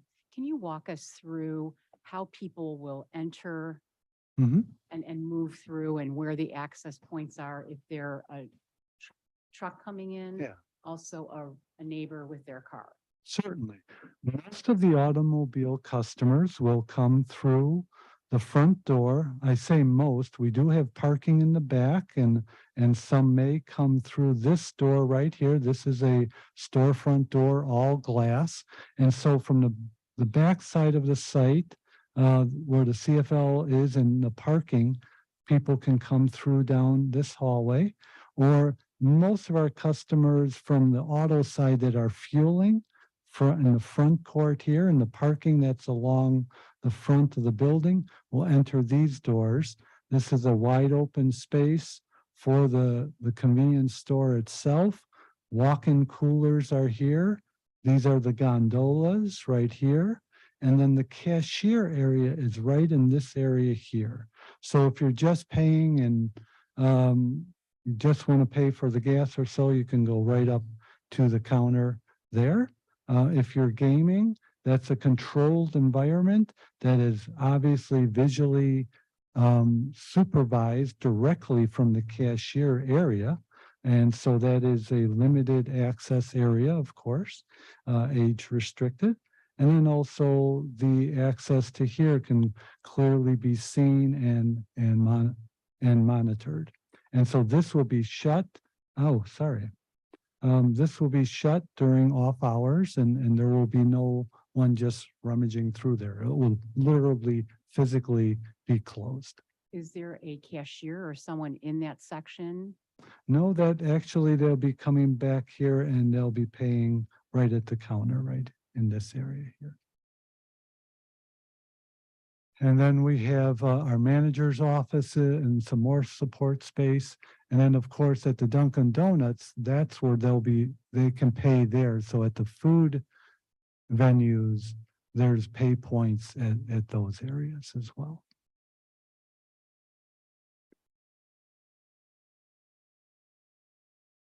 Any other questions or? Any other questions from anyone? No, thank you. The next one is the car wash. Again, this is the express style car wash. This is where I'm talking about the dry chamber. You actually see the walls here.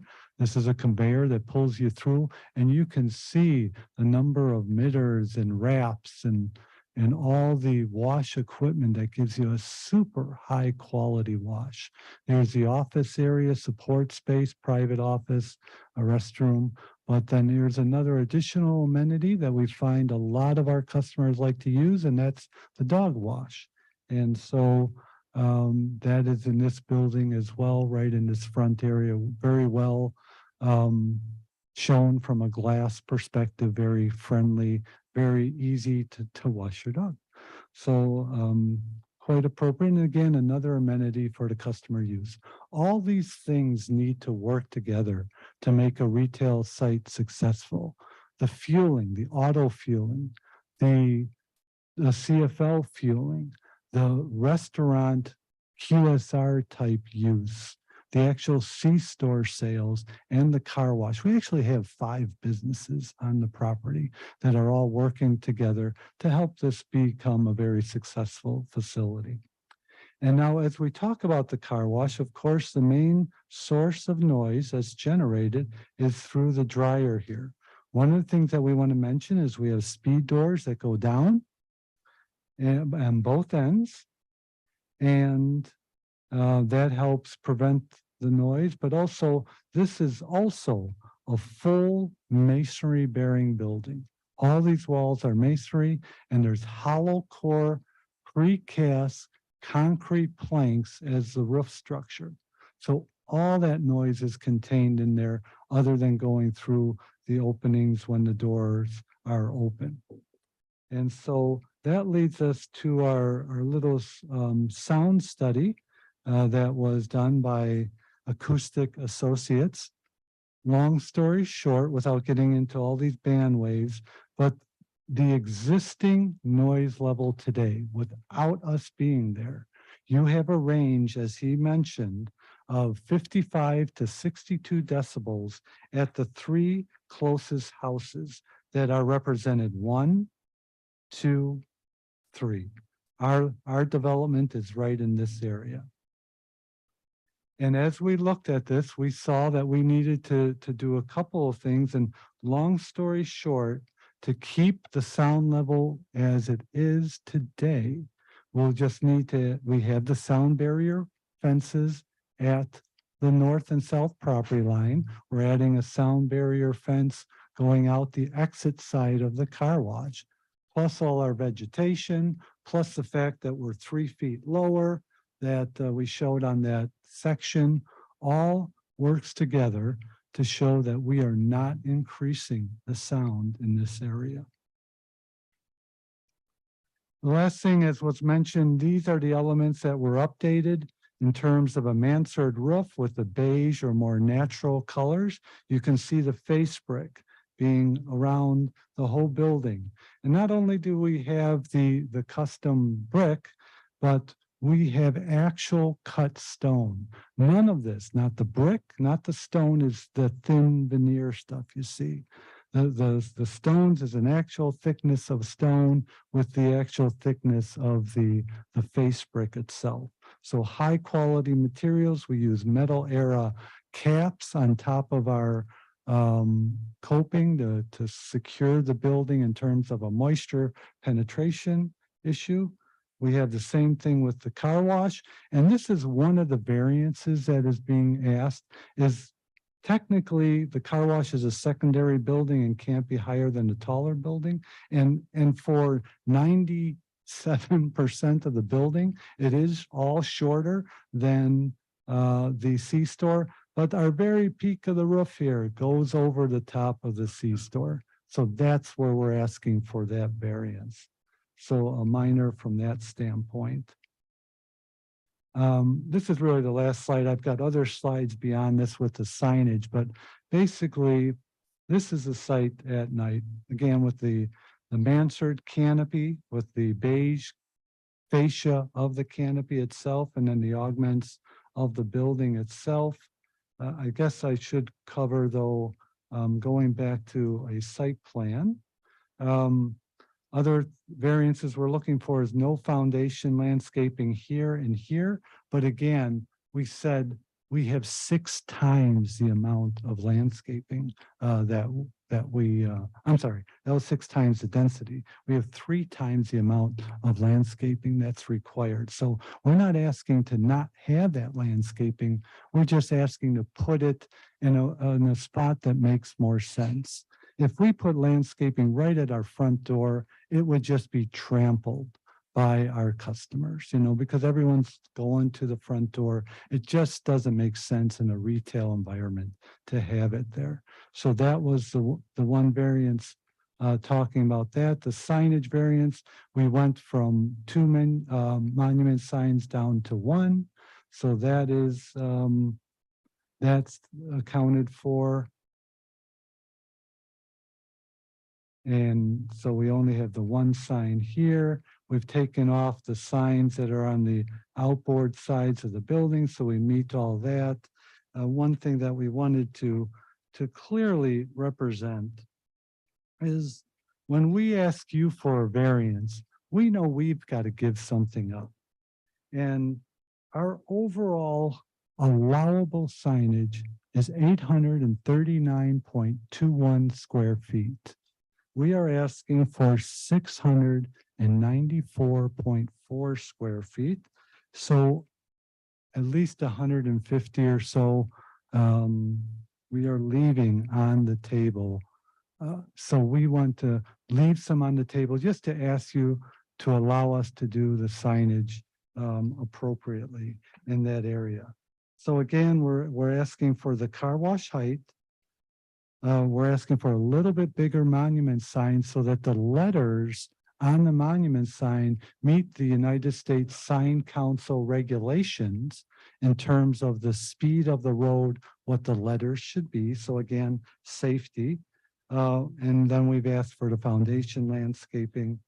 And the one other thing is the signage for the front here, this sign right here. Our canopy is 18 feet, so the top of our sign is at 22 feet, just a function of the math there. And in your code says 20 feet. So we're asking for a variance. We actually reduced it from 23 to 22. So that's really all the variances. I spoke way too much.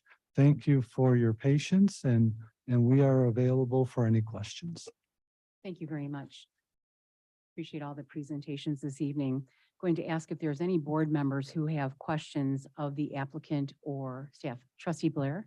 How many employees do you have at one time, particularly in the overnight hours?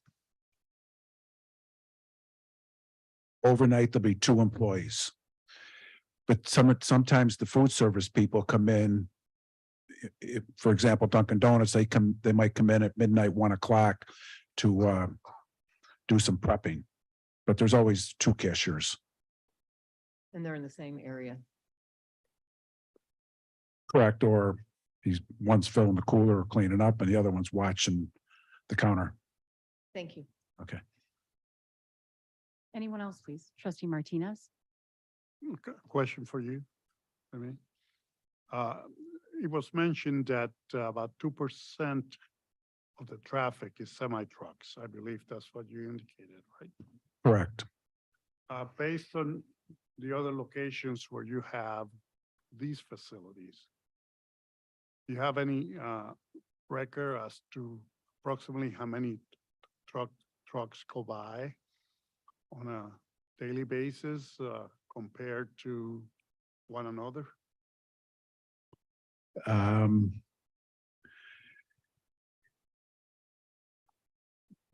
Not off, no, I don't have. I don't know that answer right now. I can guess.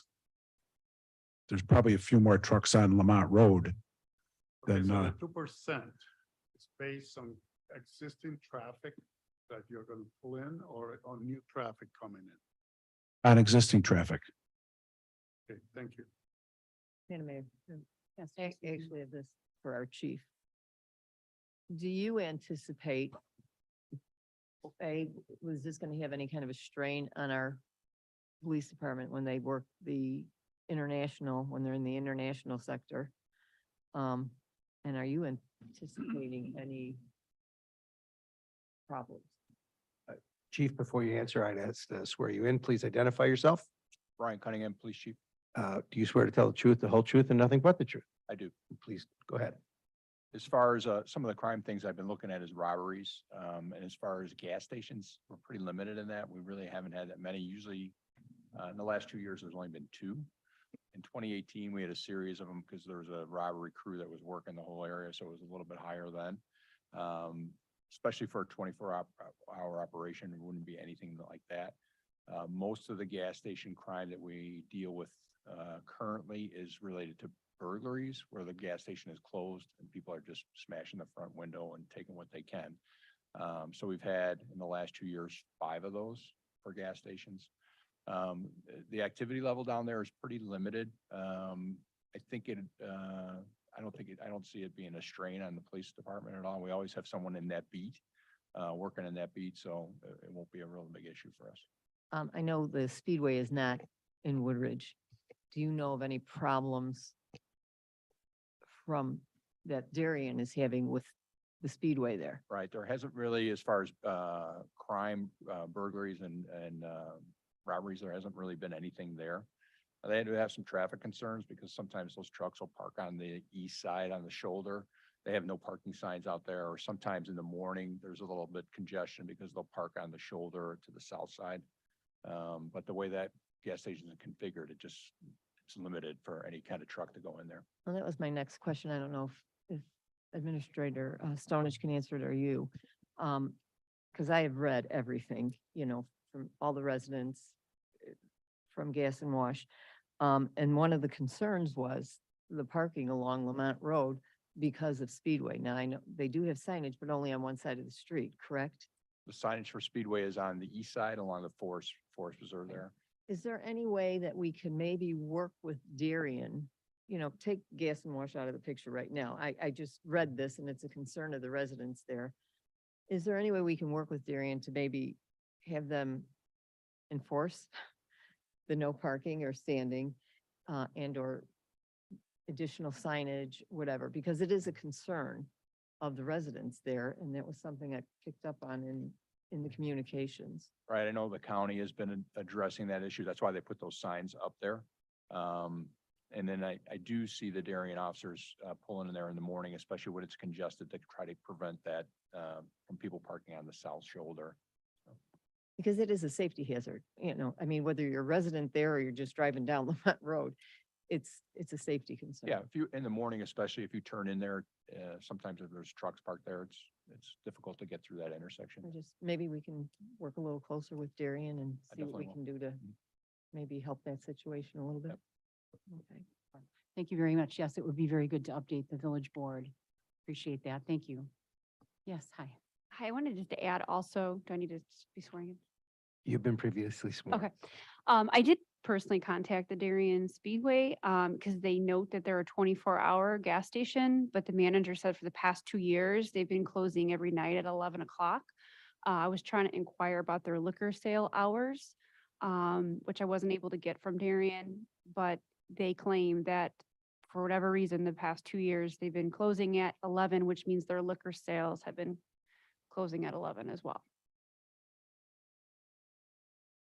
Anyone else? Trustee Abbott? Thank you, Madam Mayor. I have a question or a couple of questions for the applicant. I'm not sure who wants to address it, but yeah, I believe you said that you expected when you coming up with this 20 trucks a day. Where's this coming from? How did you determine 20 trucks was the estimate of what you would have? I mean, you have a 24-hour facility and you're saying you're only going to have 20 trucks a day. I'm trying to figure out where you're coming up with the 20 semis. 20 semis. Okay, there's, a lot more of the box trucks and pickup trucks and smaller trucks.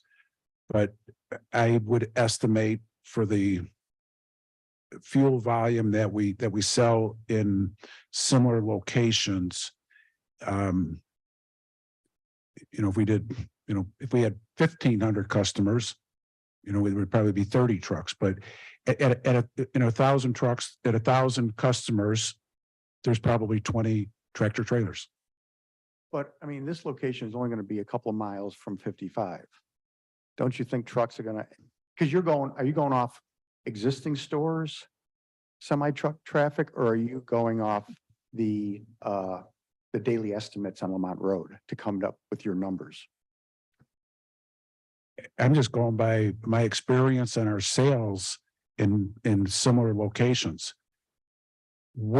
I don't picture us trying to, pulling trucks off of 55, right? All the fleets and the tractor trailers most of them have fleet accounts at the truck stops of Pilot, TA, Loves. Those guys can't come to us even if we solicit them. So we don't have sales forces out there trying to get JB Hunt or Swift or any of those big companies. And we're not going to advertise on 55. And I don't think they even have blue boards on 55 there where you could. Plus, I think we might be a little too far off there anyway if they had them. But our customers are not the road truck drivers. Our business here is gasoline and diesel, convenience stores, car washes, fast food, and some video gaming.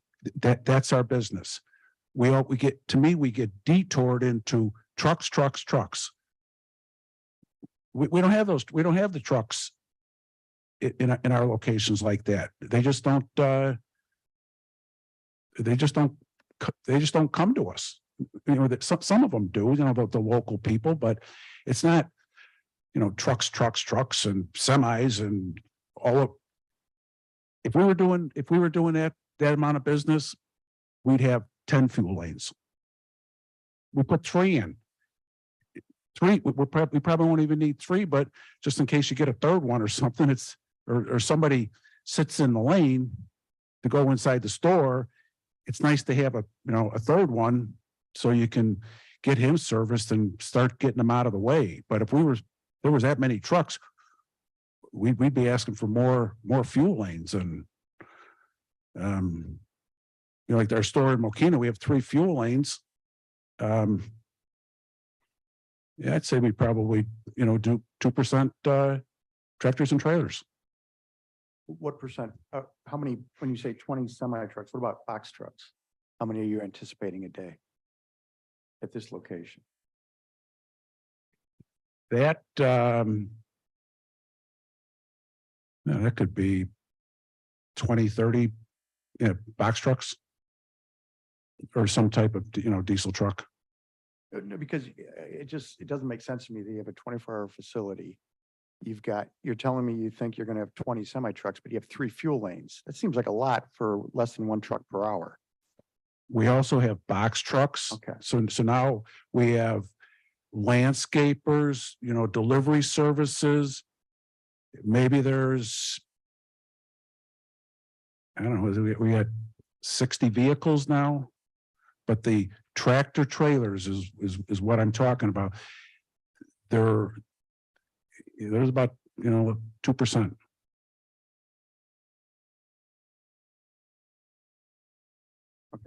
That's all I had. Thank you. Okay. Trustee Page?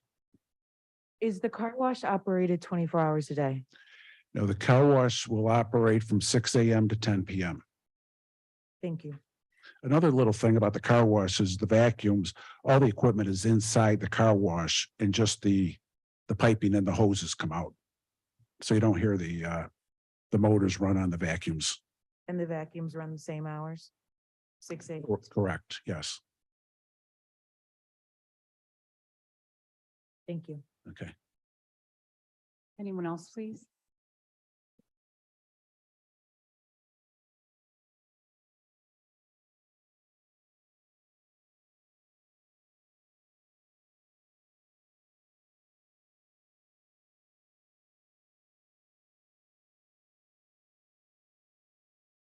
If there's nothing further, we'll go ahead and move to the next portion of our meeting, which is the public testimony. And I wanted to just take a moment to cover some of the public comment guidelines that we have in the Village of Woodridge, so that we know that many of you have taken out much time to be here this evening. And if you would like to come before the village board, we ask that one, you complete a card, and we do have several here, and our administrator will invite you up to the podium. And at that point, we will have you just state your name and your address for us for the public record. And we do appreciate everyone being here and your patience this evening. We had a lengthy presentation, but a lot of information has been shared. So on behalf of the village board and myself, we want you to know that we are very interested in hearing from you. It is important that we hear from you. And that we allow enough time. We do ask that we have comments, if you could please keep them between 3 to 5 minutes. If you do need to go over, we will understand. We just try to be conscientious that as many people that are here this evening, we don't want to not afford everyone an opportunity to speak, okay? In saying that, if you have a group or you have someone that is a person you feel comfortable to speak on your behalf, we would also welcome that. You could just let us know you're speaking on behalf of your neighbors, and that would be fine and very helpful, actually. Just to also help the process, as you get closer to the 5-minute time, which we do have some flexibility, our village attorney, Attorney Pat, will just let you know nicely there's so much time left. And he's been doing that consistently in all of our public testimony or public comment meetings. So I think we're going to go ahead and get started. Once your name is called, we're going to ask that you please come up to the podium, okay? Thank you so much.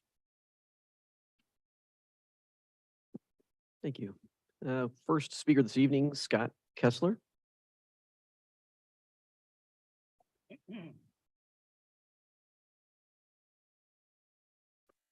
Good evening and welcome. We'll have you go right up to the podium. Thank you. Sure. Scott Kessler, I live at 941 International Parkway. We're Before you get going, Mr. Kessler, I got to swear you in. Sure. Okay, so raise your right hand.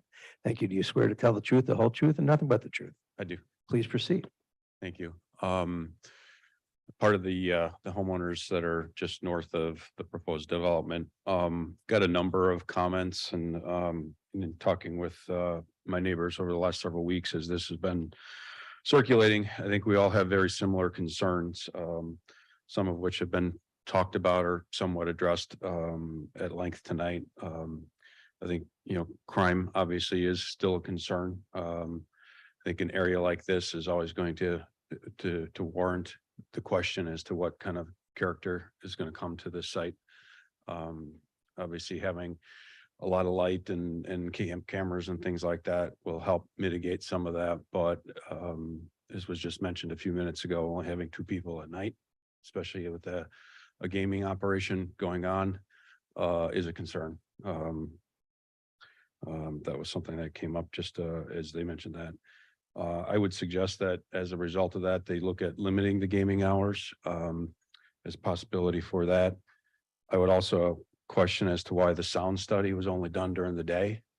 I understand and agree that it is noisy during the day. And, in comparing that to what the car wash will emanate, sure, I can understand where the existing ambient conditions are in excess of that, but at night, it does get quiet, especially after the evening rush hour, it dies down quite a bit.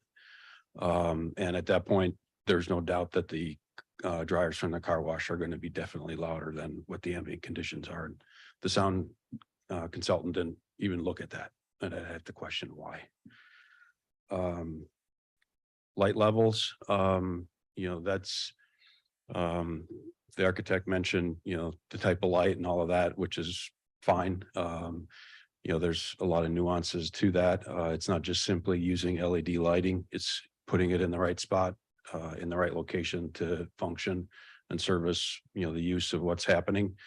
Per IES standards, which is the national or actually international standard that's looked at throughout the lighting industry. The light levels that are being proposed are over twice what's recommended. So I would ask that they reconsider how they're distributing light on the site and try to mitigate that, especially again at the nighttime hours. Again, the graphics showed there's a lot of forest around that area now, so it is rather dark. This is going to be a very bright light source, very similar to some of the warehouses that are across the street now. They've got wall packs on at night. It almost looks like the sun is coming across the street from some of these buildings. I can see this being no different, to be quite frank. So the buffer zones between the adjoining properties, this goes back to the early part of the presentation where they were comparing some of the existing sites and some of the other jurisdictions, municipalities. From what I can tell, there's a lot more space between the buildings and what's going on the site than what's being proposed on this site. It's a very dense. While it's a very large site, they're only occupying a very small portion of it, and it's very dense in that area, very close to the neighbors.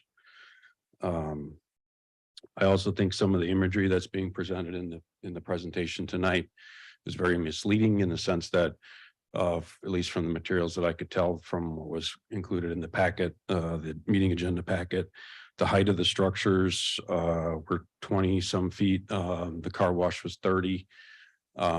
Reading the plans, they're looking at bringing in 6 feet of fill to raise the elevation of the site to above Lamont Road. You add that to the height of the building, you've got a 3-foot offsetting grade, they said, an 8-foot fence. Those numbers don't jive to have only a small sliver of visibility over the top of the fence. So there's something that I think needs to be looked at there. There's also several mentions again tonight in the presentation about the industrial park across the street. To me, that's a red herring. That area is zoned for that use. The area east of Lamont is not. So let's not confuse and conflate the two spaces, two types of areas in use. And I think lastly, the last point I want to bring up is traffic on Lamont Road. It is a heavily traveled road. I don't think any of us dispute that. There is often accidents out there. Back to the Speedway conversation earlier. The trucks do park on the east side of Lamont Road frequently because there's a shoulder there. They can't do it on the west side because there's a curb. So, the east allows for that to happen. The other thing with the triangular in and out on the right turn in, right turn out, you're going to have to do something more than just a little bump there, because I see traffic turn left out of that gas station all the time. You are at 5 minutes, sir, if you could Okay, just kind of sure. wrap up. So I think that's something else that has to be considered, and it was brought up during the Plan Commission meeting as well, with trucks coming up Lamont Road from the south. They are going slow because of the incline.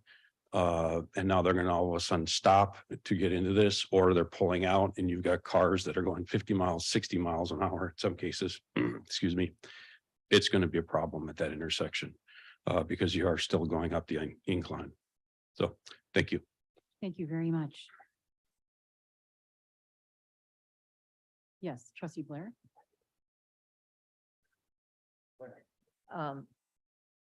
Mr. Kessler brought up the elevation. Can you address that Certainly. and how, because Is it appropriate to address all the points right now or? Well, Yeah. I'll leave that to the mayor. I think it's probably better to wait till the end because we may have. Other people may have other comments that you also may want to comment on, but if you could respond to trustee Blair's specific question. Certainly. Christian Kolashevsky, Thank WT you. Group. I would like to invite Todd Abrams, our lead civil engineer for this.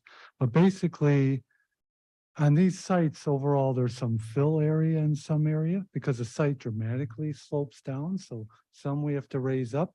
You can't have a gas station like this with your car fueling. You need to put the island straight. So in some areas, we're lifting up, but in the other areas, we are lower. And Todd, if you want to just state the actual grade, and I'll go to this exhibit because this is based upon, this is based upon the grading right here. And you can see how it is lower there. Good evening. My name is Todd Abrams, a civil engineer at WT Group. You did already. Thank you. Do you swear to tell the truth, the whole truth, and nothing but the truth? So I do. Thank please you. proceed. The gentleman mentioned that we are adding fill to the existing site. That is true. But I can give you some actual elevations. The elevation, the finished floor where you walk in the building for the convenience store will be set at a finished floor of 719.60. This cross section, what you're looking at here, you can see just to the left of the car wash, which is actually to the north of the car wash. The existing grade there is approximately 724, which is approximately 4.5 feet taller than, or 4.5 feet above the finished floor of the convenience store. The single family residence that's being shown to the left, also of the car wash and the tree buffers, which is north of the development. The approximate finished floor of that building is 730. And again, our finished floor of our convenience store and our car wash, well, our convenience store is 719.60, car wash is 719.50. So is that approximately 10.5 feet? The finished floor of the building to the north is 10.5 feet higher than the finished floor of the car wash and 10.4 feet higher than the finished floor of the convenience store. So the cross section is accurate. Thank you. Any other questions? Engineer?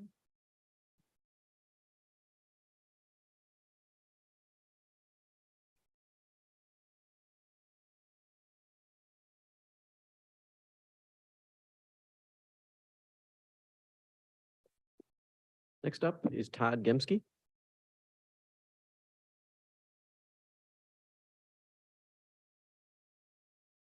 Good evening. Hi. Hi. Todd Gemske, 10504 Rothenberg Road. Yes, sir. Sorry about that. If you'd raise your right hand, thank you. Do you swear to tell the truth, the whole truth, and nothing but the truth? I do. All right, please proceed.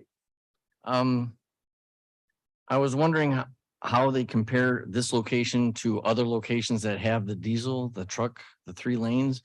I know that my mom lives very close to the one in Shorewood, and I know she's not very fond of it being right there because of additional traffic and slowing down. When you look at Lamont Road and coming up the road, if they had an off ramp maybe, or if there's a long drive for a truck to pull over and then pull in, I could see that being viable. I don't see it being safe if you hang out at all on Lamont Road in our area across from our neighborhood. If you look at, and a lot of us walk, around the area, there's always trucks trying to get on and off the road. And I don't know how many times I've almost seen a car either hit a truck or a car trying to turn right while a truck is trying to turn left. I know that they're going to make additional lanes for dedicated left turns, but I'm not sure how that's going to work for right turns as traffic's coming up the incline. As the trucks are going to stop and try to make a right turn, they're going to block traffic, as they're trying to do that. I don't understand why the canopy has to be 22 feet when the ordinance is 20. I guess that was said. I don't know why that would have to be 22 feet. And that just seems that the additional lighting and light pollution. I I would challenge also that they gave you a worst case scenario picture during the day. I would say, okay, that's a worst case scenario. It doesn't look so bad. 10 or 11 o'clock at night, I would like to see that picture with the lighting and the ambient lighting and to see how that impacts the neighbors next door and even our own neighborhood. I can see that being a factor. I know that they say nobody complains after it's built, but it's not like you're going to tear it down after it's built and running, right? So our chance to complain is up front and our chance to challenge it is up front. And I think that once it's up and running, no, you're not going to get a lot of complaints. Our community, our neighborhood has not complained about there's no more speedways or gas stations on the road. Nobody's complained about that to you, have they? I mean, we like the way it is. We don't need an extra gas station or food services. We know where to go. And there's quite a bit of opportunity in Lamont and in Woodridge for that. With the 2%, I appreciate you challenging the 2%. 2% doesn't matter. It's a percentage of what? It doesn't matter. I can make anything a percentage and make it mean something different if I wanted to. So 2% doesn't really mean anything. If that's a total traffic, that doesn't matter. It's the total number of vehicles. And I do challenge that only 20 trucks a day would try to pull in there. I don't know how many sites have the same offerings of the diesel and truck pull-ins. Otherwise, it's not a fair comparison to say, well, here's a neighborhood and we have a gas station. Doesn't have a truck access and, a truck drive, truck refueling. Well, that's a totally different animal. And I think that's not fair. And I would really like to know why we have to go above or get variances for a 20-foot ordinance in our area and stuff like that. And if I understand the traffic survey study, but I would really like to know if they know of or take into account the challenges we already have with semi-truck traffic in the area. Thank you very much. Thank you very much. Next speaker is Jim Wynand.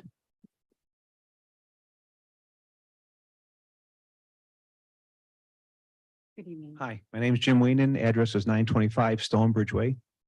You raise your right hand, please, sir. Do you swear to tell the truth, the whole truth, and nothing but the truth? I do. Please proceed. First, I'd like to bring up that Christians said that they won't be increasing the noise levels at all in the area. I stake my life on it that that's not true.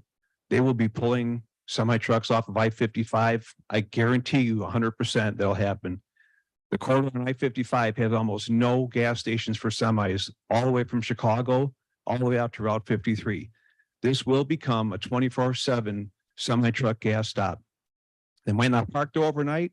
They might drive over to Davie Road to sleep to get their sleep hours in, but I guarantee you the trucks will be coming here all night. We'll be listening to them with their loud exhaust, pulling out on Lamont Road all night long.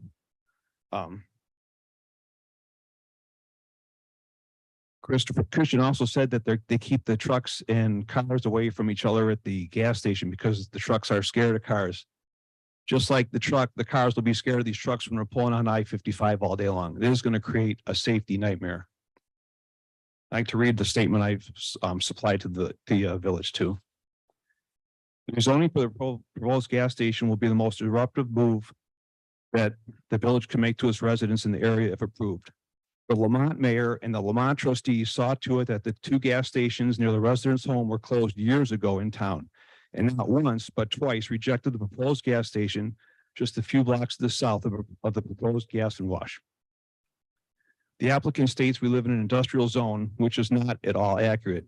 As most thoroughfares in a community, there is a morning and afternoon rush, but other than that, it's a quiet neighborhood since the businesses that are present in the area are closed in the evening at 5 o'clock and all weekend long. We currently enjoy peace and quiet outside the typical rush hour traffic like any other subdivision in the village. If approved, the building of the proposed gas and wash will change the environment, traffic safety, light pollution, especially the noise pollution. Semi trucks with their mega exhaust systems will be pulling in and out of the station 24/7, which is not the case here now. In the Planning Commission hearing on October 3rd, the WT group tried to give the impression the proposed area for development was already an industrial area, implying that things won't change, which is 100% not true. They will change. The applicant cares nothing about the residents. And if you've ever been to a truck stop, you'll know that there is increased volume of noise pollution, not to mention diesel fumes. Cars will be blasting loud music while they pump gas. This will increase semi trucks with loud exhaust pulling on the Lamont Road under load and will increase the noise substantially all day and all night long. Once the proposed gas and wash is built, these things will go unchecked while we all suffer the consequences. And I'm sure none of you would want this behind your own homes. It's ironic that this gas station will be mainly serve the residents of Lamont and the people to the south who have rejected this type of business for peace in their own community. The proposed station will also pull new semi trucks off I-55 as there are very few stations to accommodate big rigs now. Gas stations that do exist on I-55 corridor do not pull semi trucks into residential areas, which is what the proposed gas and wash will be doing. This will not only increase the truck traffic, but will supply a new type of 24/7 increased constant overnight semi truck traffic that we do not experience. Gas stations really don't make great neighbors, and the Planning Commission made the right decision and voted in favor of its own residents by rejecting the proposal. Please do not side with such an invasive proposal, as there are many other ways to generate tax revenue other than this idea that will ruin the area that we all live in. Please help your residents keep the peace and residential zoning and vote as the Lamont trustees did by voting for the residents over the revenue. Thank you. Thank you.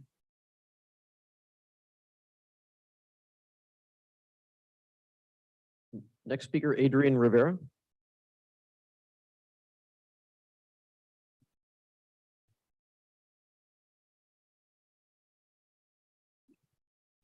Before we get going, Mr. Rivera, I'm sorry, just, I appreciate everyone's emotions are high on this issue.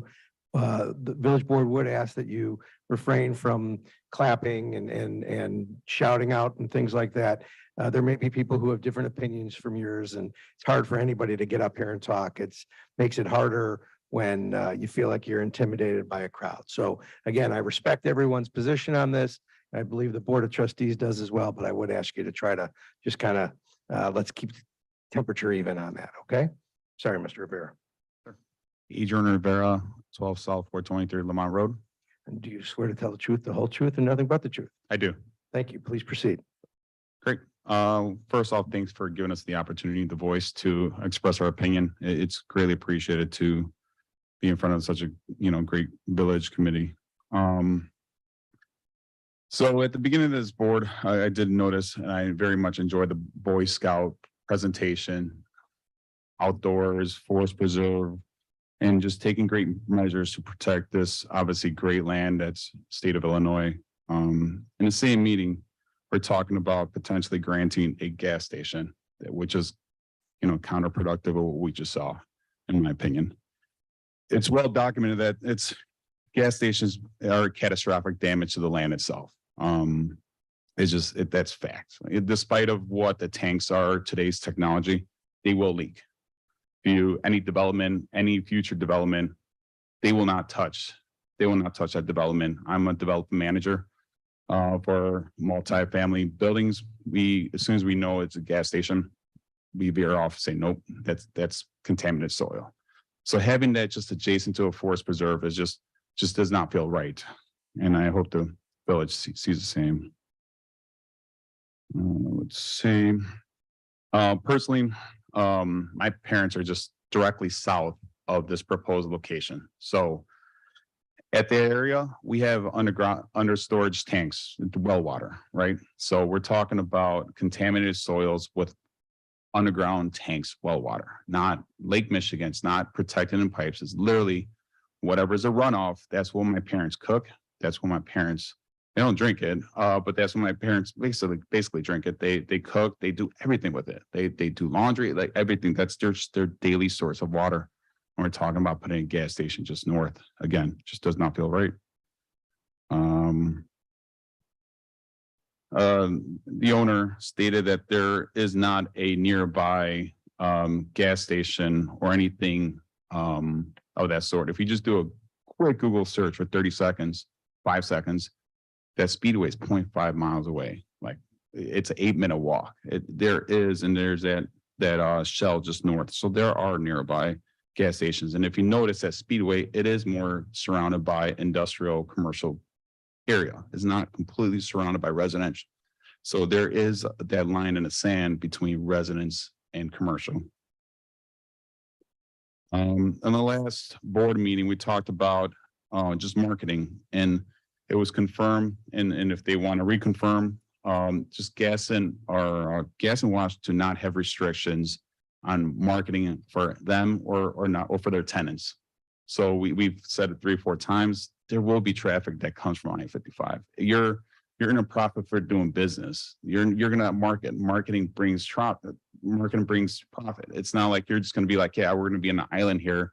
We're not gonna attract as minimal as possible. There will be marketing everywhere surrounded to try to capture as much. That's your goal, and that's your goal in sales, to try to capture as many people as possible. Hence why they're trying to propose this location, because there's not one nearby, and they're trying to say, hey, we're the one near everyone. You know, there's not many places like us come towards our property. So we will track more people.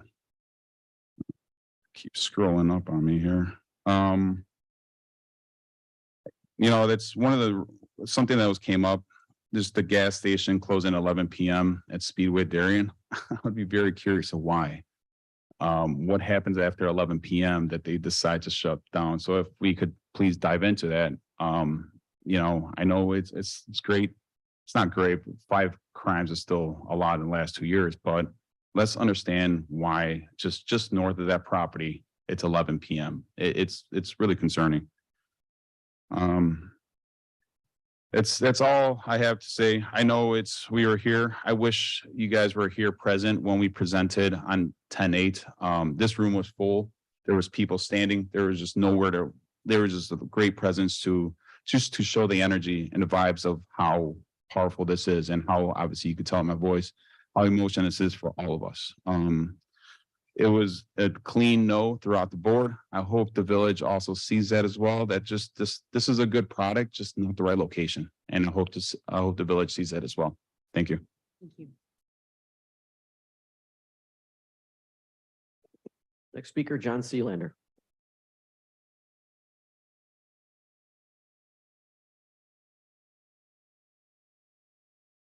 Evening, John. Hello. John Sealander, 8141 Meadowwood Avenue.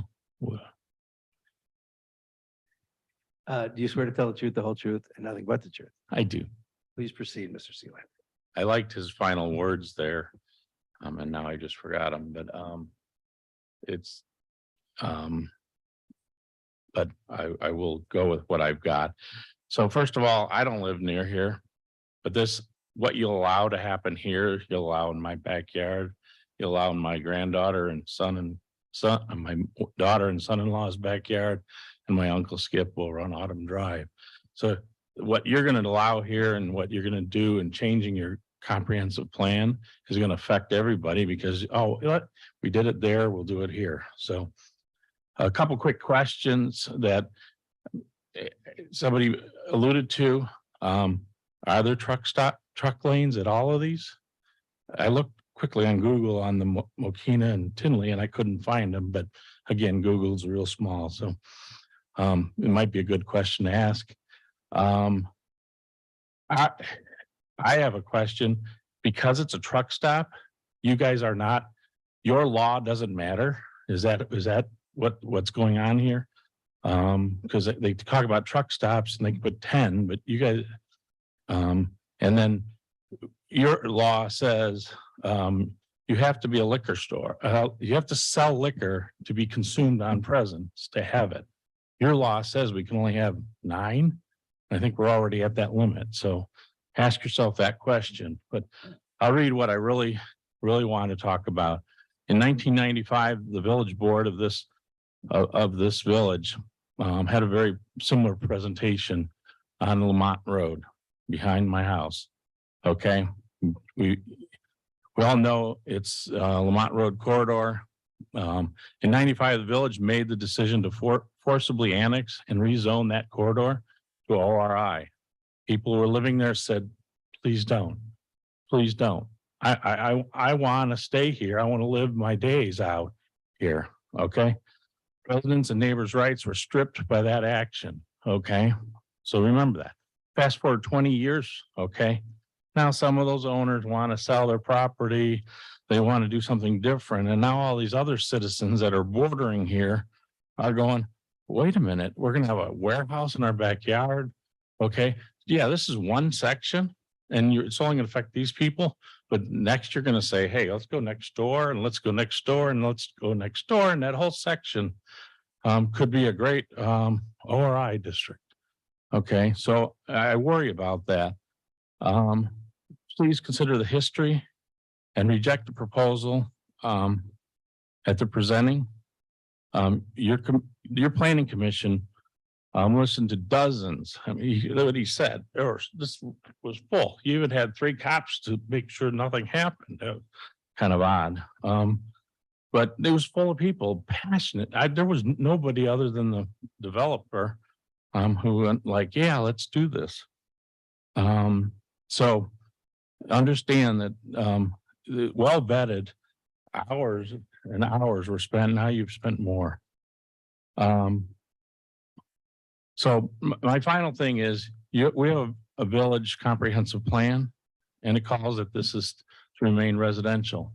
Why are we changing it? If you want to change it, change the comprehensive plan. The comprehensive plan is there for a reason.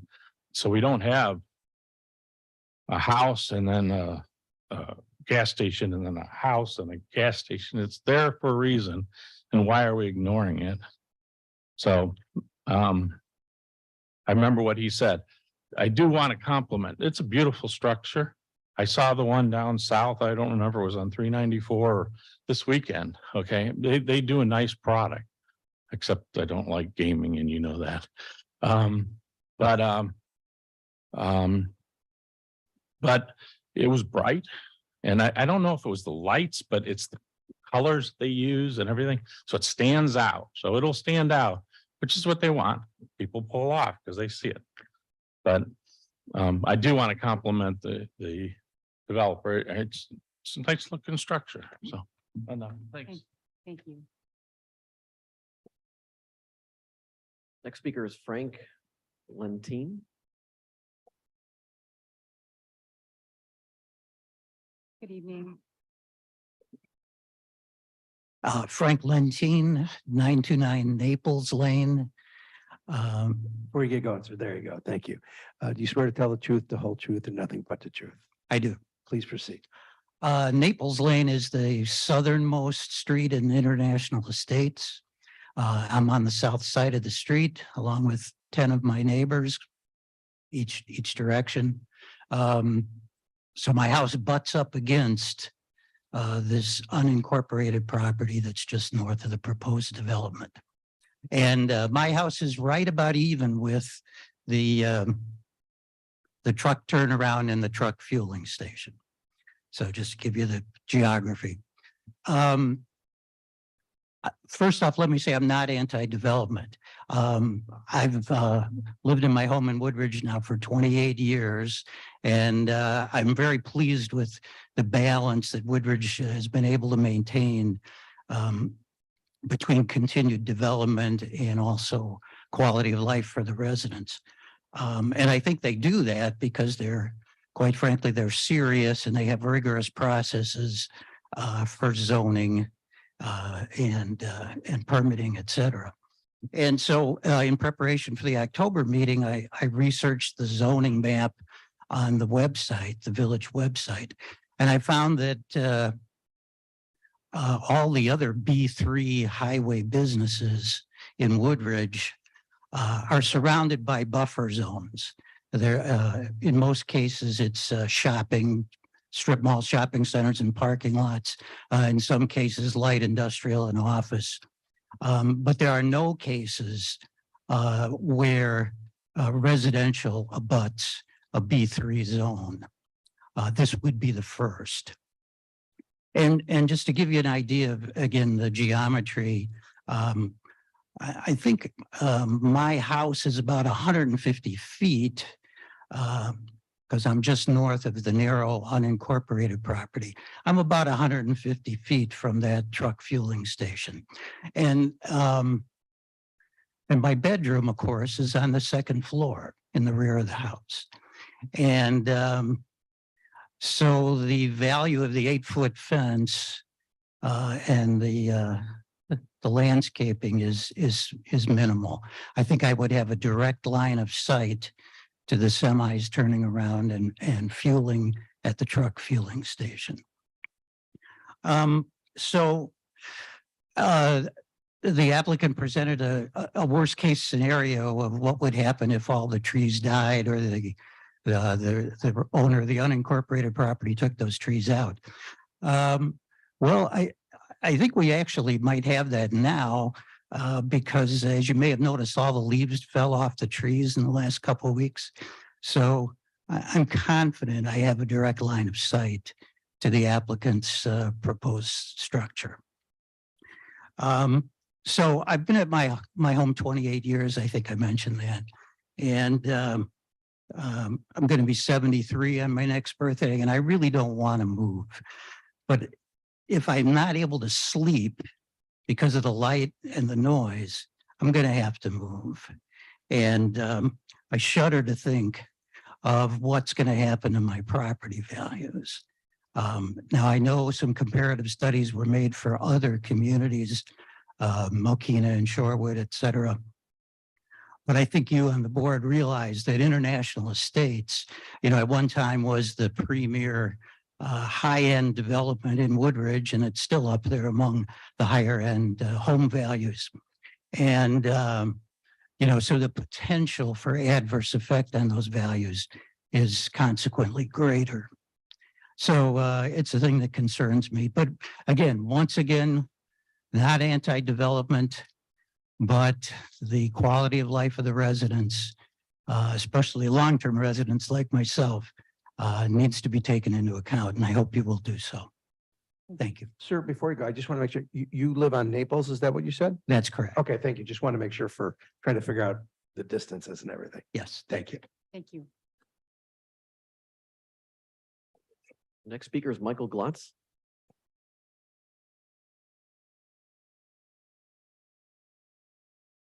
Good evening, sir. Hello, how are you? Good afternoon. State your name for the record, please, Hi, I'm Michael Glotz, and your address, sir. 8408 Bootage Lane, Tinley Park. Thank you. Please raise your right hand now. There you go. Do you swear to tell the truth, the whole truth, and nothing but the truth? I do. Thank you. Thank you. First, I just want to start out about the comments on Lamont Road. I worked in Lamont for probably 15 years. And we were located off of Lamont Road, and a lot of the problems with putting a gas station on Lamont Road are based on that hill that they have coming out by the, by the canal. That was a very bad area. We actually pulled off of there all the time. It was hard getting in and out, and it always worked. We never had an accident. And it just, that's not why this is a bad project. It's a totally different situation than it is Lamont. And if anyone's ever driven a semi truck before, there's Jake brakes on all these trucks. So if that was an issue, you could very easily pass an ordinance. When someone gets off of I-55, you could have a sign up and let them know it's an ordinance. They have to shut their Jake brake off. It happens all the time, especially when you go from Illinois into Indiana, when you get on, I forget, it's 80 or 94, what it is. They have signs that when you come to the tolls, there is no brake stopping like that where they let them rev up. You actually have to flip the switch to stop the noise. And if you don't, the state police will ticket you for that. Same thing for villages. We all have the same ordinances. And when they do that, they're just not allowed. I would like to disagree with one comment that the petitioner made about most of the travelers are the ones that are on the road. That's not true. On Sundays, usually that's when my wife tells me at about 9 o'clock at night, I need gas for tomorrow, that my gas tank's empty. So that's technically not true. And as far as the revenue for the gaming locations, when I first got on the board in 2017, prior to that, I wasn't sure where I felt about gaming because of the all the stigma, and everyone says how bad it is. If you go on the Illinois gaming website, in Tinley Park alone, which they have, I think, 240 machines, most of them prior to myself getting on the board. They average about 19 to 22 million dollars played per month in these machines, and they're mostly all local residents. It's not people don't travel to come out of town unless maybe some of the towns that border the city of Chicago, because the city doesn't allow them.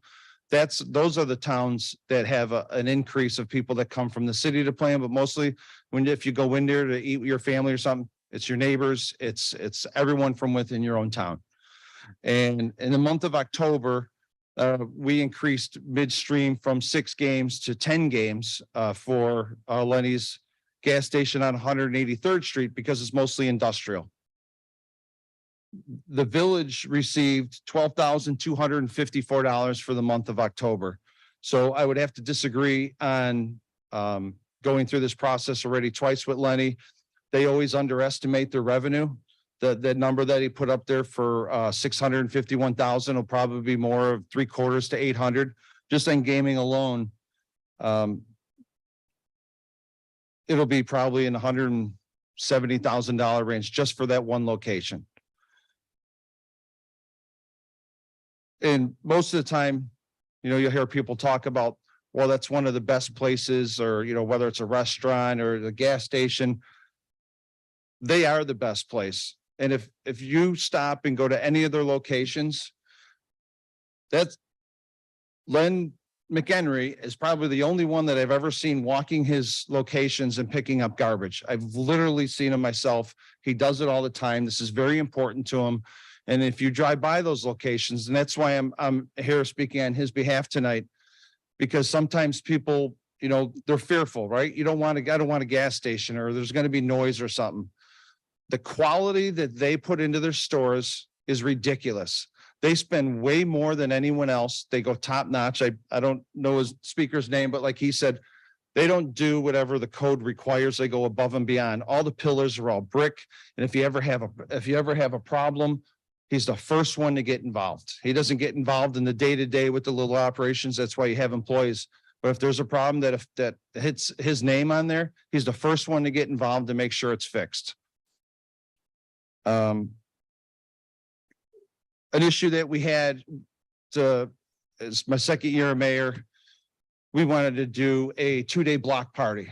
We never have done a 2-day block party in the history of Tinley. They're always just 1 day. And the problems we would have, sometimes it would rain, all these vendors, everyone puts all this money into it. You hire bands, you still have to pay them whether it rains or not. It doesn't matter. So we thought we'll go to 2 days this way. If we get a bad day, we're safe, because we'll just, one of the days will work, right? I mean, all the setup that your staff and everyone goes through, it's very sad when you plan an event and it doesn't even take place because of the weather. We can't control the weather.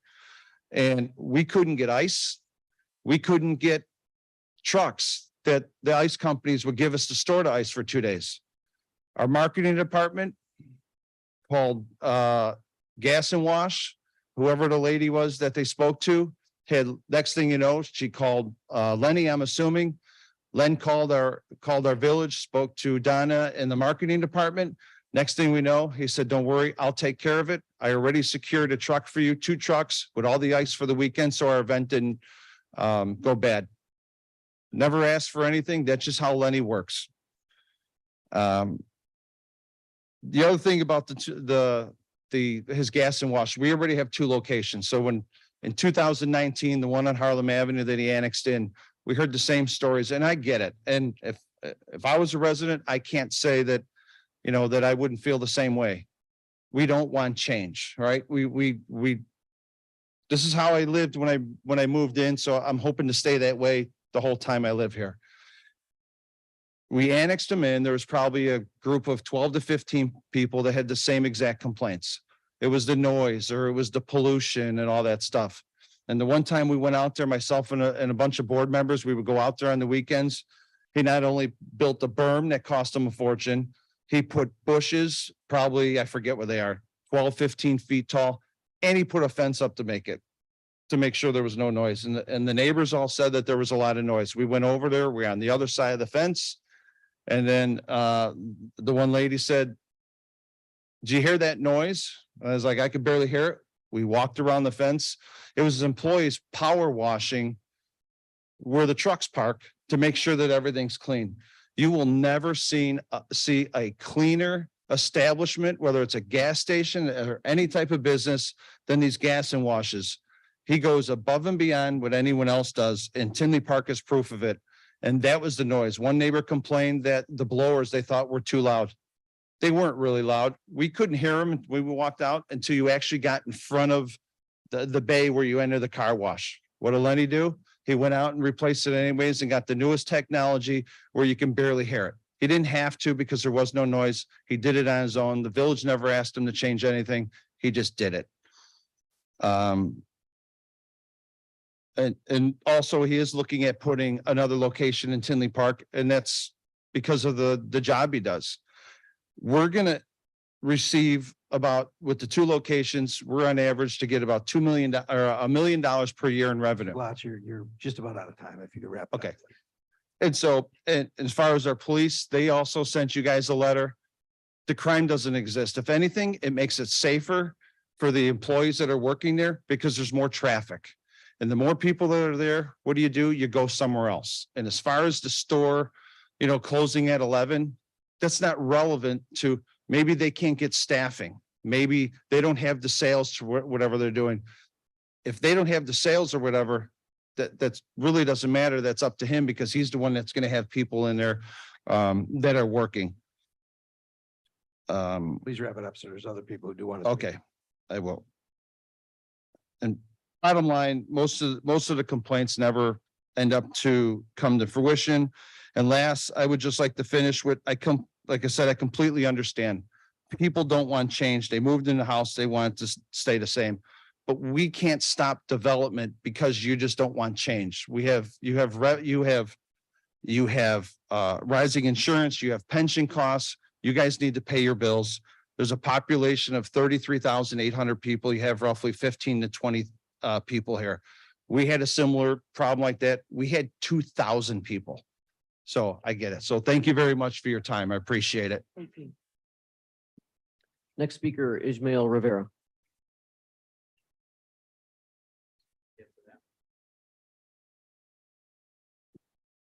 I'm going to ask, please, just before anyone else speaks, that we do stay as respectful. That is the way that we conduct our business here, so I would appreciate that. Thank you very much. Sir, welcome. Hi.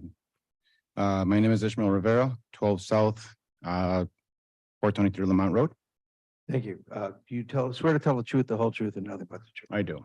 Thank you, sir. Go ahead, please. By the way, Mr. Glotch, we're not trying to stop the development. We believe that it's a good company, like we said. We just are asking them to move it somewhere else. Also, as you were saying, if they underestimate the revenue, they're probably also underestimating the amount of traffic that's going to go through there and the amount of noise and the amount of pollution that they're going to bring to that area. So that's first 2 points. Gas and Wash also claims that they're running a safe store, and I'm sure they do. I'm sure they do a great job, but what stops them from selling that? And then we get a speedway. The speedway that we have now used to be a gas city that turned to a speedway. Once they build it, they could sell it to whoever they want, and it might not run as good a store as they do. Another question or another point that I have is there's been brought up already a few times, but I want to reiterate that my parents live south of the property. Turning right in that area, there's not going to be a right turn handling. And I know that they know that it's a problem as well because they themselves have contacted me multiple times and offered us a very large amount of money to buy property from my dad to make a turning lane for there. So I know that they know that it's a problem for them to not have a turning lane there. Also back to the elevations, we live south of there. They keep on showing all of the elevations north of there. And I'm wondering why they don't show the elevation south of there where the elevation is actually dropping. And I would like to ask your engineer what the actual elevation of the top of the south wall is going to be in comparison to the building.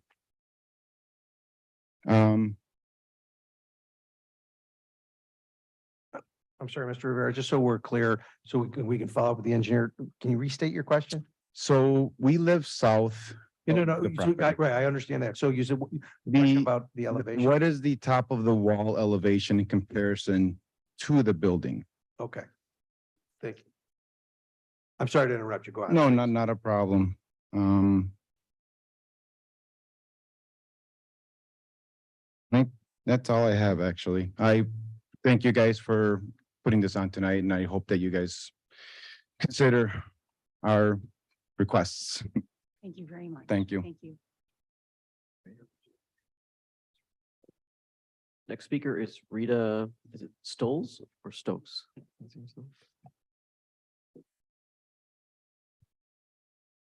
Good evening, welcome. My name's Rita Stoles and I'm at 929 Naples Lane, which is about 150 feet from the property, from the gas station. Get going, ma'am. I like your. Oh, I'm your record. sorry. That's okay. Do you swear to tell the truth, the whole truth, and nothing but the truth? I do. All right, please proceed. So again, I think a number of the residents have said, this is not a question of, is this a good product? Is this a reputable company? That's not the issue. The issue is the fact that it's in a residential area. And not only are there two houses closer than my house, but 150 feet from the property line seems to be pretty small. And I would ask the Tinley Park people how far the residential areas are from the gas station in Tinley Park, since he was, so adamant that it wasn't a problem for their residents. We're not afraid of change. We understand that things are going to evolve.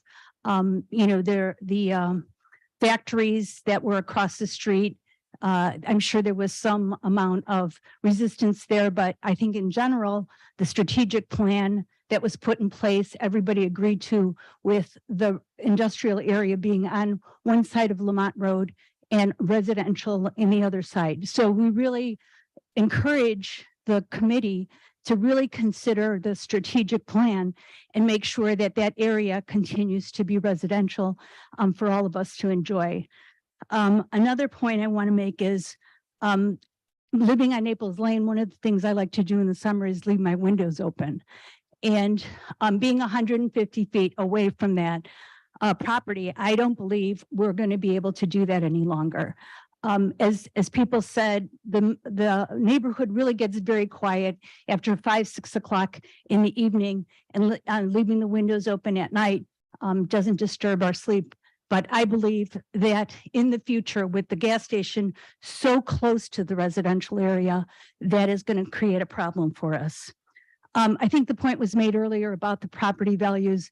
I disagree with their assessment that it's not going to impact the property values. The neighborhood, generally, the houses cost about $600,000, I would say on average, some less, some more. And I don't think anyone who would want to spend $600,000 or $700,000 on a house would want to live 150 feet away from a gas station. So I think it is going to impact the residential properties. The other point is Pandora box. The putting a gas station in this area could just essentially open up a Pandora box where everybody's going to keep asking for these changes in the residential areas to industrial areas or to commercial areas, because there is going to be a lot of change in the area over the years, with some of the older residents moving out of the area or becoming deceased and people selling their houses. So I fear that what's going to happen to Lamont Road, which was once kind of a quiet, cozy area with the forest preserve, that's going to become a very commercial corridor and not like a residential area that I first bought into. The one thing that is, and others have said this, we hope that we could have had a video of the zoning committee meeting. People were very impassioned about how they felt about this. And again, I don't think any of the residents that I've spoken to really feel that this is some shady operation that's coming into the area. The issue is it's so close in a residential area. That's what our concern is. We have a house very close, two houses very close to it. And then the whole international estates will be impacted by added traffic and other issues with this development.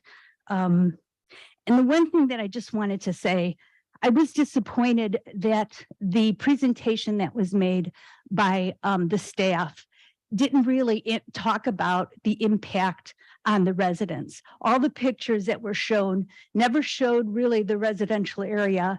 And the one slide that was presented really didn't describe the passion and the issues that the residents had. And I was disappointed to see that there wasn't a slide that talked about an in-depth review of the impact of the residents with this new development from the perspective of the village. So I would suggest that in the future, when these issues come up, that the staff take up an approach of looking at the impact that these types of developments have on the residents in the area. So that ends my comments. Thank you so much.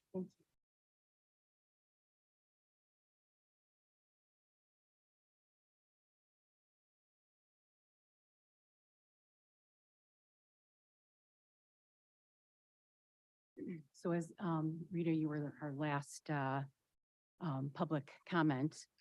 I think one would want to share, first of all, with everyone that board members all had the opportunity to review the minutes of the Plan Commission meeting directly and more than once. Okay, so just to share that. Before we move on, I think it probably would be good. There's many outstanding questions. And I think I'd like to give the opportunity.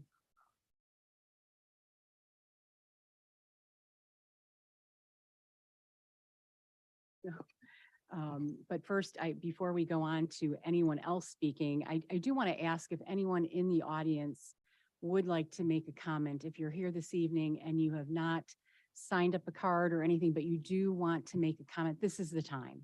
So I do want to ask and extend that. Yes, sir. But please come up. Yes, we need you to come up and we're going to ask that you at least fill out the card there for us. And anyone else too, please.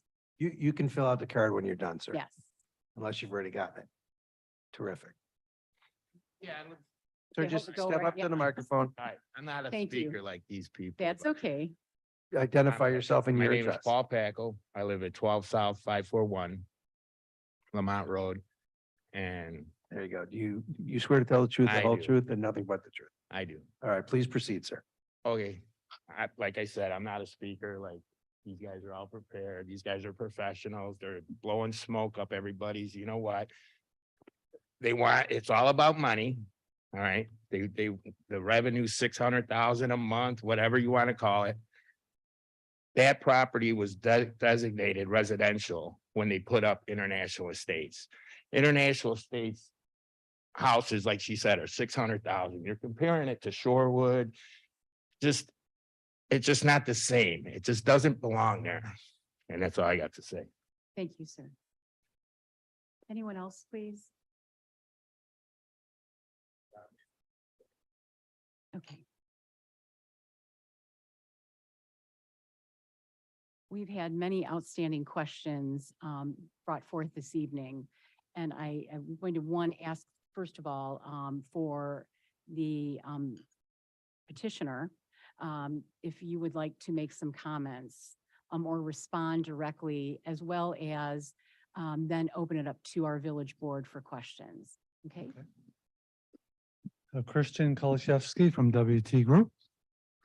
And I will start with our first public speaker and just go down the list. Obviously, if it's the same topic, I won't hit it again. First speaker talked about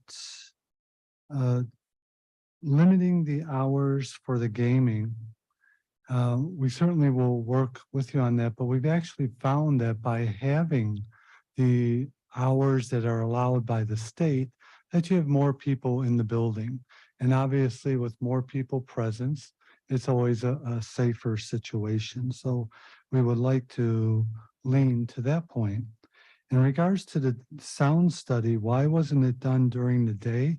Actually, there are 2 time slots in the state of Illinois, 7 in the morning to 10 at night, and from 10 to 7. The car wash is closed, I'm sorry, 6 to 10 and 10 to 6. And the car wash is closed in the nighttime hours, and that's the sound generating item on the site. So that's why we looked at it that way.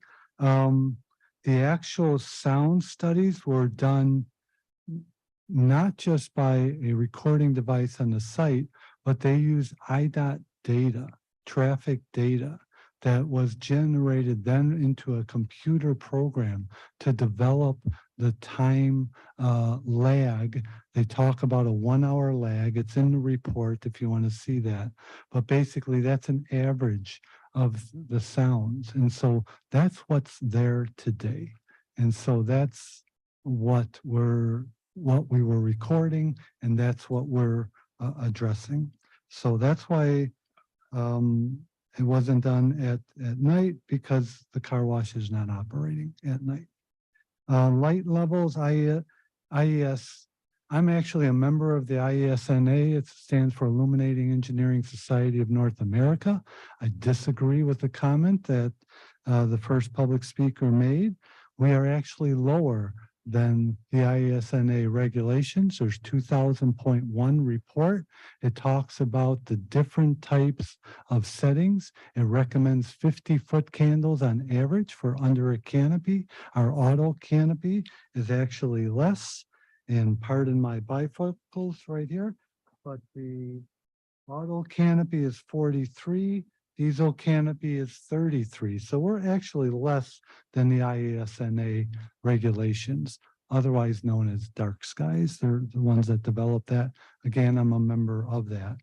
Also with our yard lights, we're also below what's recommended in the 2000.1 report. So that is, I just want to do some checks to make here. The grading. Todd, do you want to talk about the grading with the 719 and all that? And also the north, there was some question about that. You know how you're talking about Mr. the 10 and a Kalaszewski, half? kind of hard to hear. You gotta, I know you're not, I know you have a soft speaking voice. If you talk into the microphone so we can hear you better. Okay. All right. Mr. Abrams, you're still sworn. Thank you, Todd Abrams, WT Group. As we previously talked about, along the north property lines, this exhibit that is still up on the projector or the screen. The existing single-family residence to the north is at approximately elevation 730, and our finished floors of our buildings are around 719.60 for the convenience store, 719.50 for the car wash. The gentleman that I believe spoke last did ask a question about the south property lines. The south property line is lower. Right, if we took a section through the site and extended it to the south property line, extended it to the right on the image that's up on the board, the grade of the fence, the bottom grade would be approximately 4 feet lower than the finished floor of the building. I mean, then we would have that 8-foot fence. So the 8-foot fence would be 4 feet above the finished floor of the building.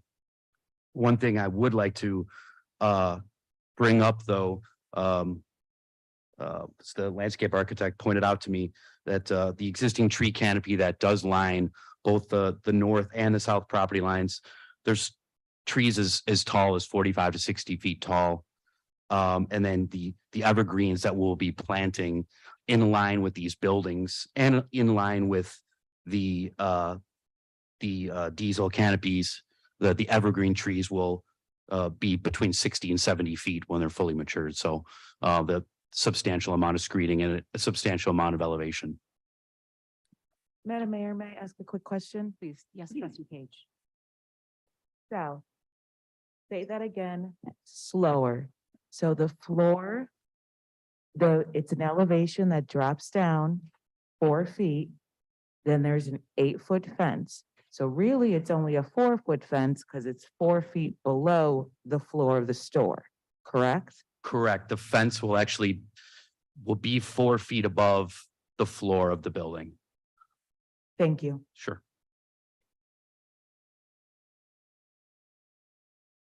Madam Mayor, Yeah, just a moment, please. Trustee Martinez? I don't know if you're the right person. A question has been asked by some of the residents here as to why did you decide on your design to go 2 feet above the code on the canopy, on the zoning? Okay. Why go 22 feet if it's 20 foot is the max? Before you have to ask for a variance. What was the need for that? Okay, the canopy item, it's not the dealing with the canopy. We meet your regulations for the height of the canopy. It's the actual height of the sign that's on the canopy. And I should go this way. Right there, that sign that's right here. The top of that sign is 22 feet from the ground because we to the bottom of our canopy at 18 feet. And so we provide that standard throughout all our sites. That way we can return. We have an additional requirement on our canopy. Looking at the site plan right here, you'll see that our canopy is not just a freestanding element. It has to come back to the building. And so we need to take into account the grade changes from out in the front yard to the building and such to make sure that we meet that. And so that is why we do that, so that at the highest point, which is usually at the building is higher, and then the front yard or curb line is down here, that canopy obviously has to be flat.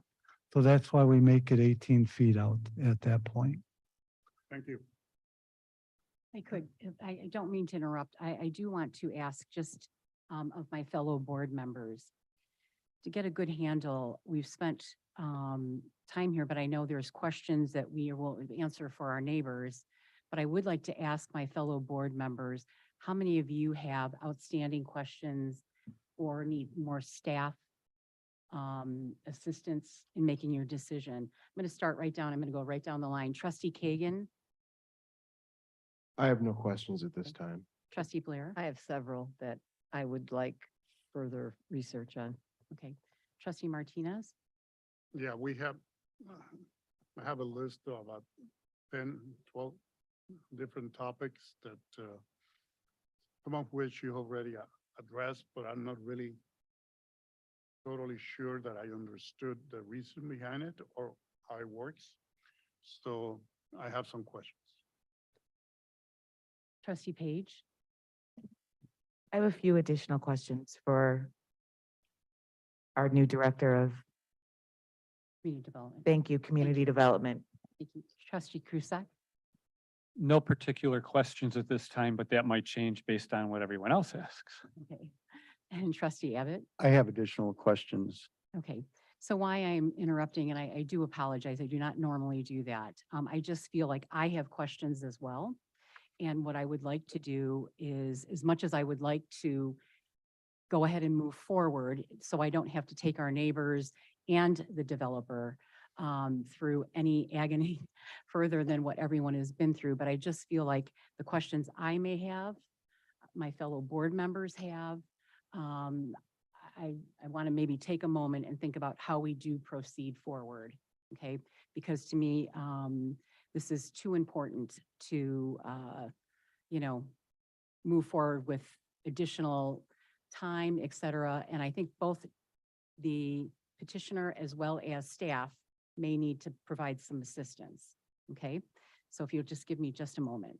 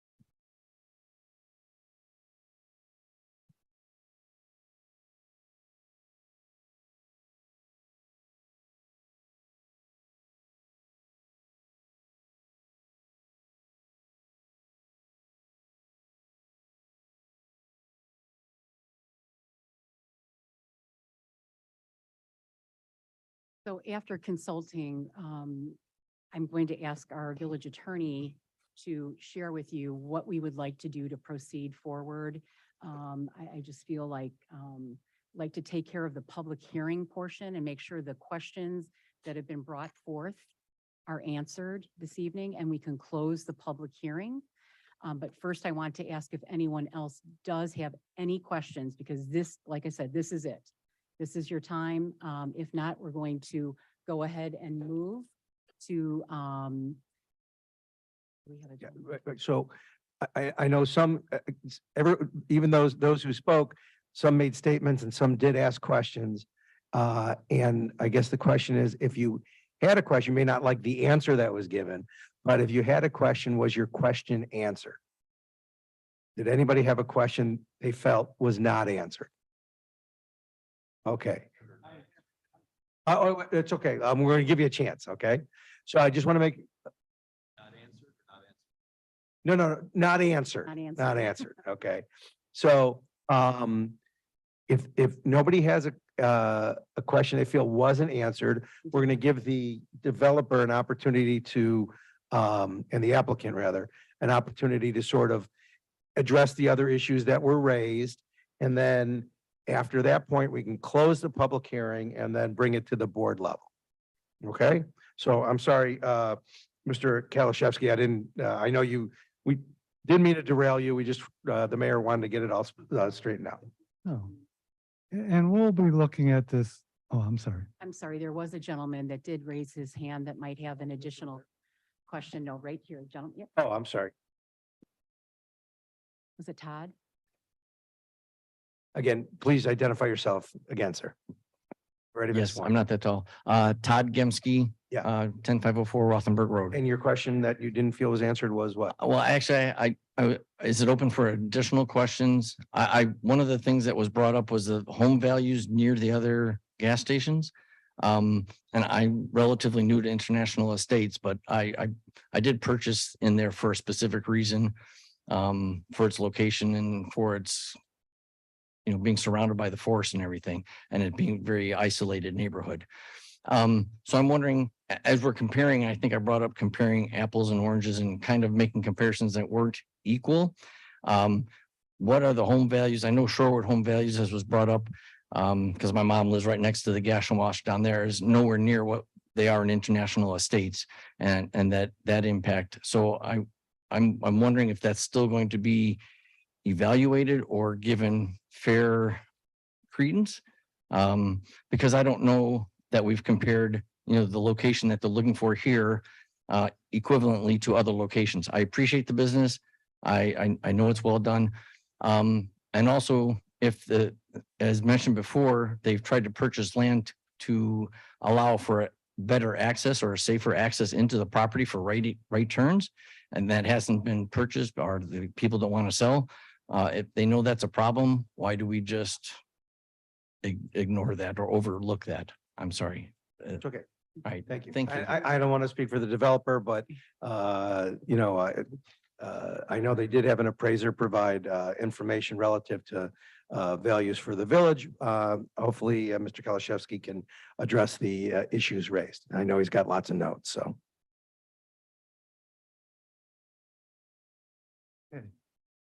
Christian Kalashevsky, WT Group. And going back to the first comment, we will adjust that grading items. We knew that the existing south house is much lower.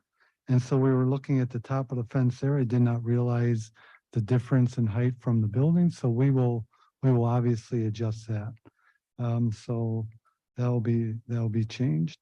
The second speaker brought up locations and Len, I was wondering, do you know how offhand how many CFL locations of the 20 that you have roughly that actually have CFL lanes?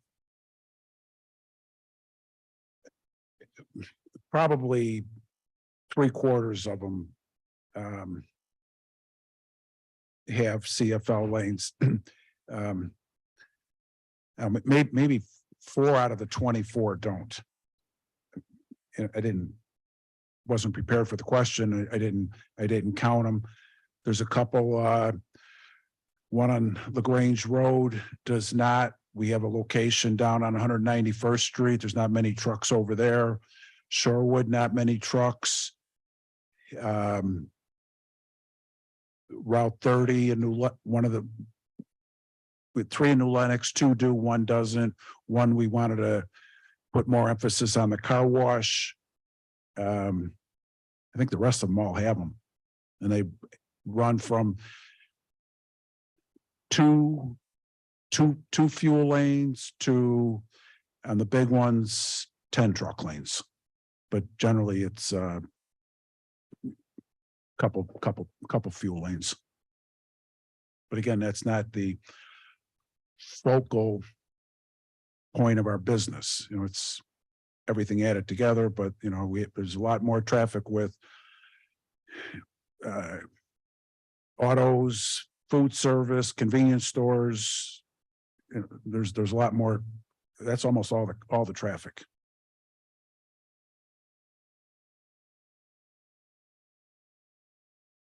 So that was the one question. So of those units, so we roughly have 24 locations. So we're talking maybe 4 to 6 don't have the CFL. So the majority do. And as Mr. McHenry stated, it is part of the economic model to make the site successful. Lamont Truck talking about making the right-hand turn. Yes, we looked. I'm actually jumping ahead to another one because it relates to this comment. Yes, we looked at buying some land to make a separate right turn lane. They did not want to sell. So we looked at the safety of making that turn. We worked with the Department of Transportation in DuPage County with our traffic engineer. We ran turning radiuses based on a large WB67, so a large semi truck, to make sure that the worst case scenario would safely make that turn. So we have looked at that from an engineering perspective. The Department of Transportation, DuPage County, has concurred that we have a safe turning lane at that location. We talked just about the 22 versus the 20. Again, it's a function of the lettering, and that the 18-foot canopy is allowed to be flush because our client does have that return right here that most canopies don't have. And so it has to be straight. And so it's a function of geometry. So that's that. We have 1,000 cars, 2%. I mean, 2% of 1,000 cars. This is what we're anticipating for this site based upon other sites that we have here. And so the 2% is of the 1,000 vehicles that are approaching the site. It's just what is at the other businesses. Again, as I mentioned at the beginning, all the sites that I referenced tonight are in the range from 22,000 to 25,000 cars per day. We're on this site at 23.3. So we're right in the middle. So it makes sense to look at these other sites and their volumes and forecast that to this site. And so that's what has been done there. We talked about how many sites have CFL. The home values, quite frankly, the home values in Tinley Park, they're very, very nice homes. And I think they're to the equivalent of what the homes are here. And that was one of the sites that Mr. Gorman assessed and saw that the values have not dropped. And so we have historical data that show that it does not affect negatively the home value. And again, I just must emphasize with that one diagram going, this one, the dark green area, 15 to 27 feet of a buffer of these tall, tall trees. So much taller than what we are. The reason we were looking from north to south is because the north was higher looking down on the site. When you're down looking up, you can have a very short fence of 4 feet tall and block the whole view of a building that's taller because you're down 8 feet down. We were looking at it, we thought the really key view to block is the north looking south because the north is higher. And so you're higher, you're looking down on things. And so we wanted to make sure that the fence plus our retaining wall, the retaining wall is 3 foot high and then the 8 foot fence. And then plus the mature growth of the trees that range from 40 to 60 feet. And then they have the smaller ones as well. That blocks the view, and we really feel that it does. It's just, again, it's a function of the math. The third public speaker, increase in noise level. Again, it was a scientific study saying what the noise level is now based upon the state of Illinois regs from 6 to 10 at night. And so, we feel that that report is accurate. Please review it as well. And long story short, we will not be adding to the existing noise level. I-55, I disagree with everyone that's saying we're going to be pulling traffic off of I-55. The most important economical analysis for a retail petroleum site is the existing traffic count that flows past the site. And that is what determines what you're going to offer and what the viability of the site will be. So it's got nothing to do with I-55. I mean, I wouldn't come off of I-55 just to come to this station. Retail petroleum is a matter of convenience, and you know that all. You know when you're going on your shopping errands on the weekend, or when you're going from and to work, the majority of customers, except for the one gentleman with the wife that's making him go on Sunday nights, most people are on the road already, and that is their designated route. And what gas station they pass is where they stop. And so people are not going to go out of their way, especially all the way from I-55 to get to the site and then continue in I-55. There's too many stations along the route there. That's much more convenient.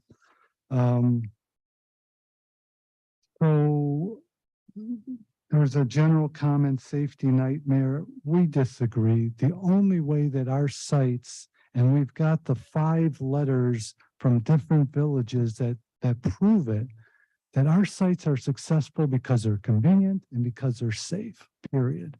We purposely lay out our sites with customer traffic flows, turning radiuses. We make sure the very largest truck can get through it, not because we have all large trucks as our customers, but so that it's easiest for a regular vehicle to go through and that no one is stopping or backing up. So we very, very carefully lay our sites in that. We are not going to get 24/7 trucks. That's crazy.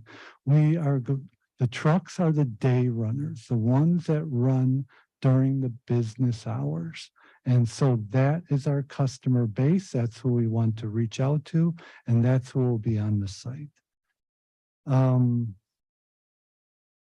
I disagree with the comment that says applicant doesn't care about the residences. One, Gas and Wash are very community focused in terms of their benevolent ventures, but also in their hiring practices, in the quality of the product that they offer, and the fact that their sites are located right next to residences. You saw that one screen that there was thousands of homes around this one station. It was the only commercial element around this whole pod. And why? Because it's a good element for people to use, and it works well, And it is very community focused, and we do care about residences. The comment also was about the trucks with the load. There is already a stoplight there. So the stoplight is already stopping the trucks. So part of the existing noise today is that fact that trucks stop at the stoplight and then they start up. That there will be nothing different about us adding to that. So that already is an existing sound today. Our fourth speaker talked about catastrophic events, and quite frankly, gas stations in decades ago were metal tanks. And that's not even allowed anymore in terms of a pure metal tank or single wall tank. Every tank is double walled. And the tanks that we use have interstitial monitoring. That means monitoring the space between the inside of the tank and the second layer. All our piping is double piped. All our sumps below the dispensers, there's sumps there, and also at our fills, there's sumps. Those are all monitored as well. The state of Illinois, other than California and the city of New York, has the most stringent requirements for fuel. You have a state fire marshal that will visit this site at least 6 times at the beginning in terms of pulling tanks, putting in tanks and all that. And then they come back yearly as well. And they have the right to come any day of the year and look at your books in terms of your monitoring. We have a TLS 450, that's a tank leveling sensor that monitors all the levels throughout the whole site. And if anything happens, alarms go off, and then the designated employee is notified. But those things don't happen because the technology is so superior to what it was before. And that's why, quite frankly, the state of fire marshal eliminated stage 2 vapor recovery in the state of Illinois because the equipment has so much advanced in the years. And so that has actually been eliminated because it's no longer required. This is I-50, but there's a lot of repetitiveness here.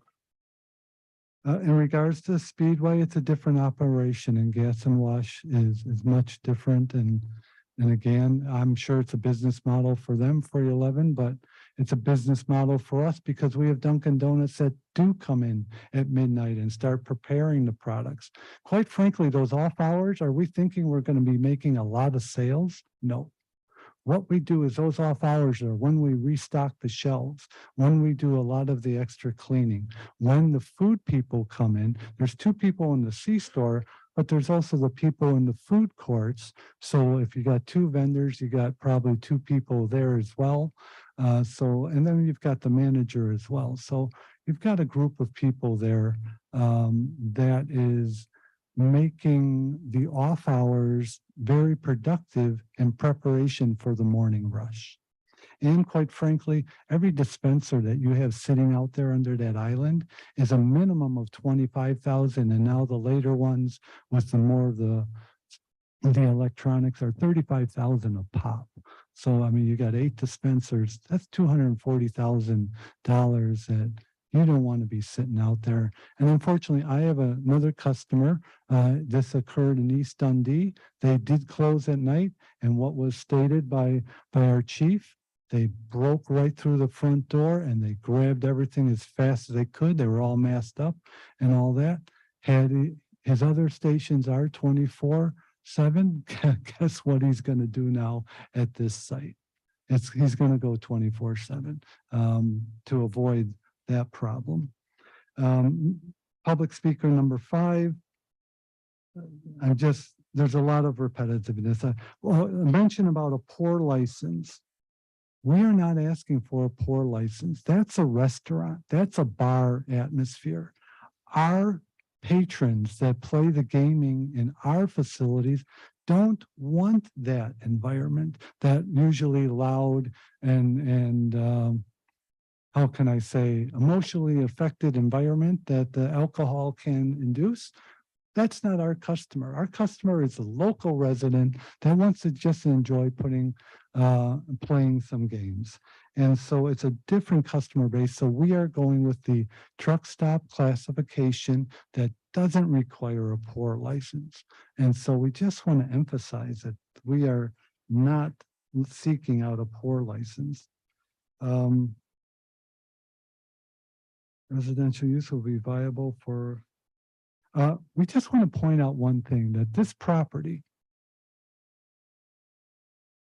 is being purchased as a very high per square foot cost, which quite frankly is going to raise the land values immediately when the records show how much these properties were bought for. So that's going to actually raise the land values just off the bat. But in terms of what is this potential best use for the property here, in order to bring water and sanitary to the site, let's say a residential developer wants to put in some homes. First of all, their FAR ratio is 0.5 versus 0.25. That means they can take down all the trees and it could be bare as anything. And quite frankly, if you go back to the aerial, if I may impose at the very first part, not to say anything bad about the development, but you can see from this area here, in terms of the number of trees versus what we were showing before, there isn't, because there's the rooftops take all the square footage because it's allowed 0.5 FAR. So for someone to develop this into residential, the cost of the land, the cost of the lift station, the cost of bringing the utilities just will not make it economically viable for that to be developed as a residential subdivision. Number 6, we talked, they're talking about 150 feet. The property to our north is actually about 160 feet, very close in dimensions. The buildings themselves are near 30. Our closest building is 30. So we're really talking about 220 feet.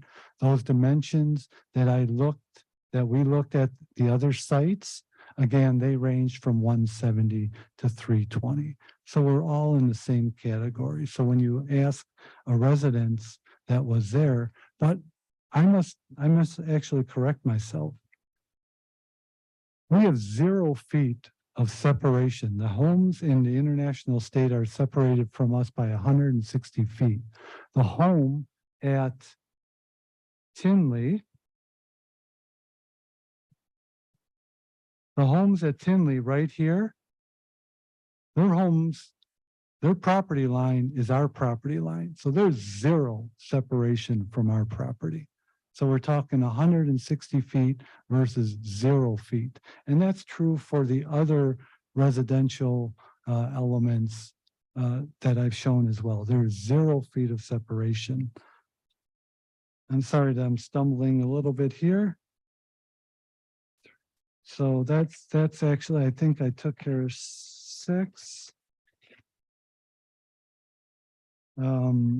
Number 8, number 7 was Mayor Glotz, no questions there. Number 8 was a reiteration. Again, we were looking because the north is higher, the south is lower, we're somewhere in the middle. The critical angle was this. And so that's why we didn't show it in our diagram. We'll certainly show it, and we'll show how low that south house is, and looking up that even a 4-foot high fence will block all the views. So that was really additional there. The distance and property values, that we've already addressed that. So sorry, I think we've hit all the public questions.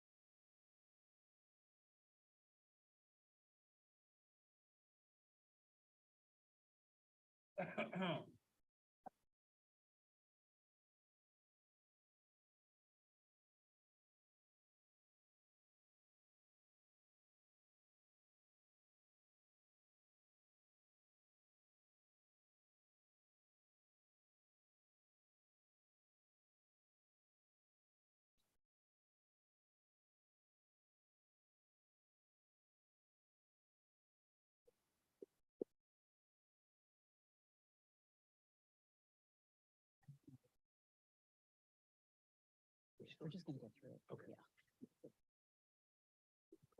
Yeah. Yeah. Our administrator had to step away for a moment. So what we would do at the next step is go through all of the written comments that we have received and put those into the record as well as part of the public hearing.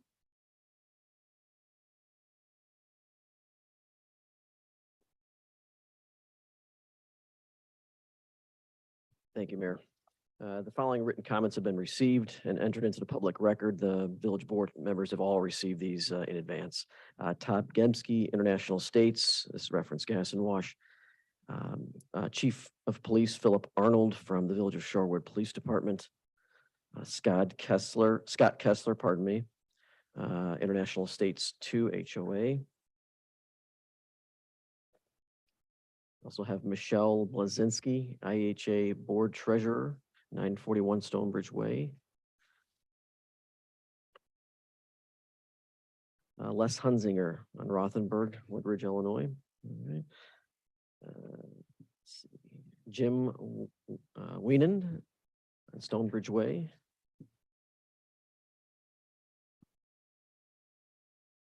We have Mayor Jeff Wallach of the Village of Stickney. We also have, yes, that's it from Mayor Stickney. Next item, or public comment, pardon me, is Chief of Police Matthew Walsh from the Village of Tinley Park.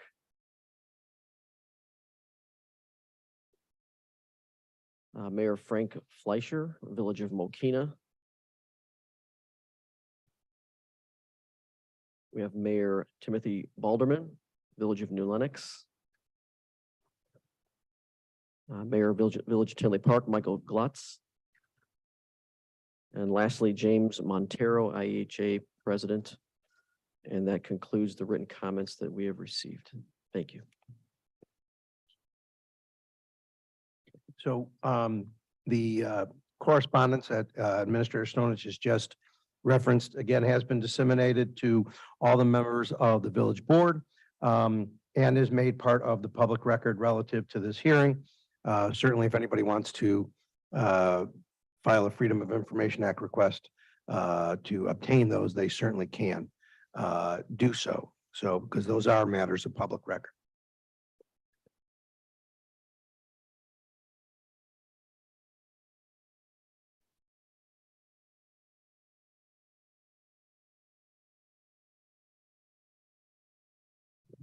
Before the mayor closes the public hearing, because the petitioner is the one who's asking for the relief, we would ask if they want to make a brief closing statement before the mayor closes the public hearing. It doesn't settle the matter. The village board has to take up the issue of the agenda items.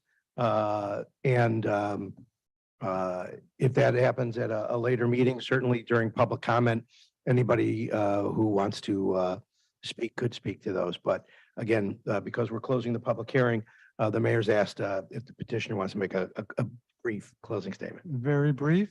I think that we've shown tonight through the letters of the various communities that have very similar situations as us, that the fact that we offer a very good product, high quality product in residential areas that share a property line, and that there hasn't been problems, and that these communities are approving new facilities in their village tells how good of a operator Gas and Wash is and how good of a product this is. And so we just ask with that, with all the things, we're signage, like I say, we're leaving 150 square feet on the table. We meet and exceed all the setbacks. 5,000 points over what's required. We're not just trying to squeak by here. FAR of 1/6 the requirement. And then I want to make sure I get the landscape ratio correct.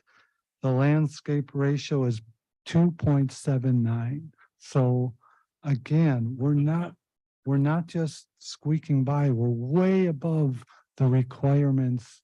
And we feel we're offering a very good product. So thank you for your time. Thank you very much.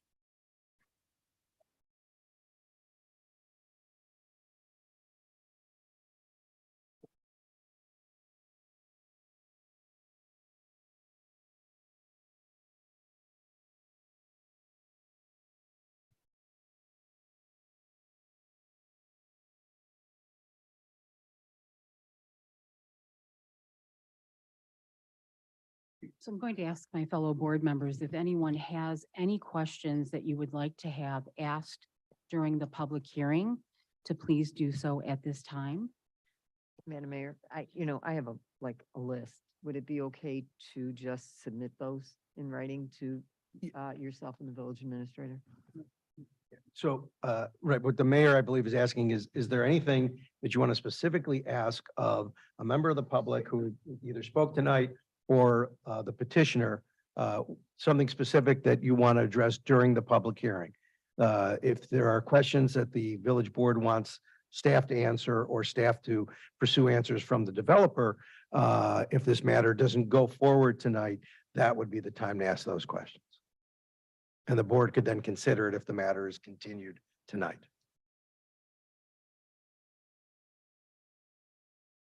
No questions? Okay. So if there are no further questions in this portion of the meeting, going to ask for a motion to close the public hearing. So moved. Thank you, trustee Page. And did I hear a second? Second. Okay, thank you, trustee Breyer. Clerk Hennigan, would you please call the roll?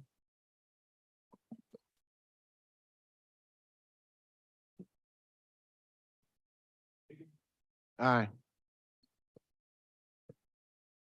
Trustee Abbott? For clarification, this is a motion to close the hearing. That's correct. Public Yes. hearing. Aye. Trustee Krusek, Aye. trustee Page, Aye. trustee Martinez, Aye. trustee Blair. Aye. Motion passes. Thank you very much. So just to clarify, we've closed the public hearing. At this point, I know that there are questions from board members, as we've heard.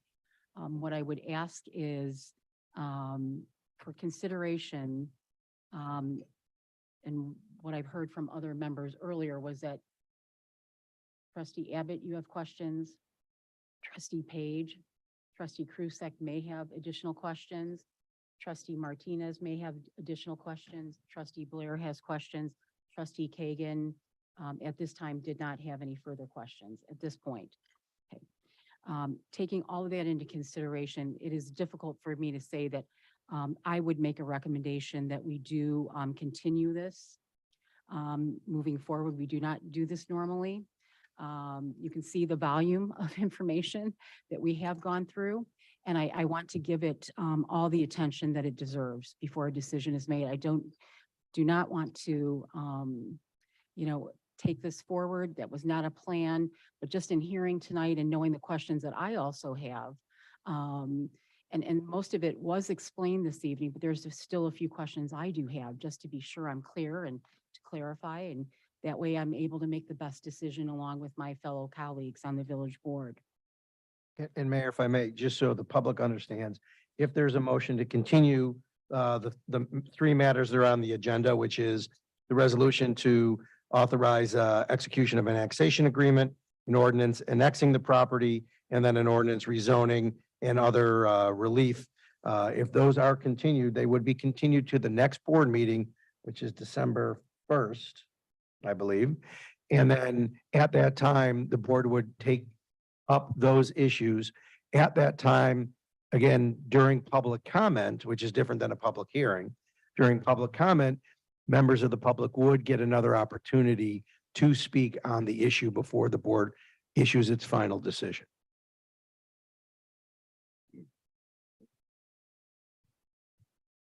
Madam Mayor, Yes. trustee I'd like to Griswold. make a motion to continue this discussion at the December 1st board meeting.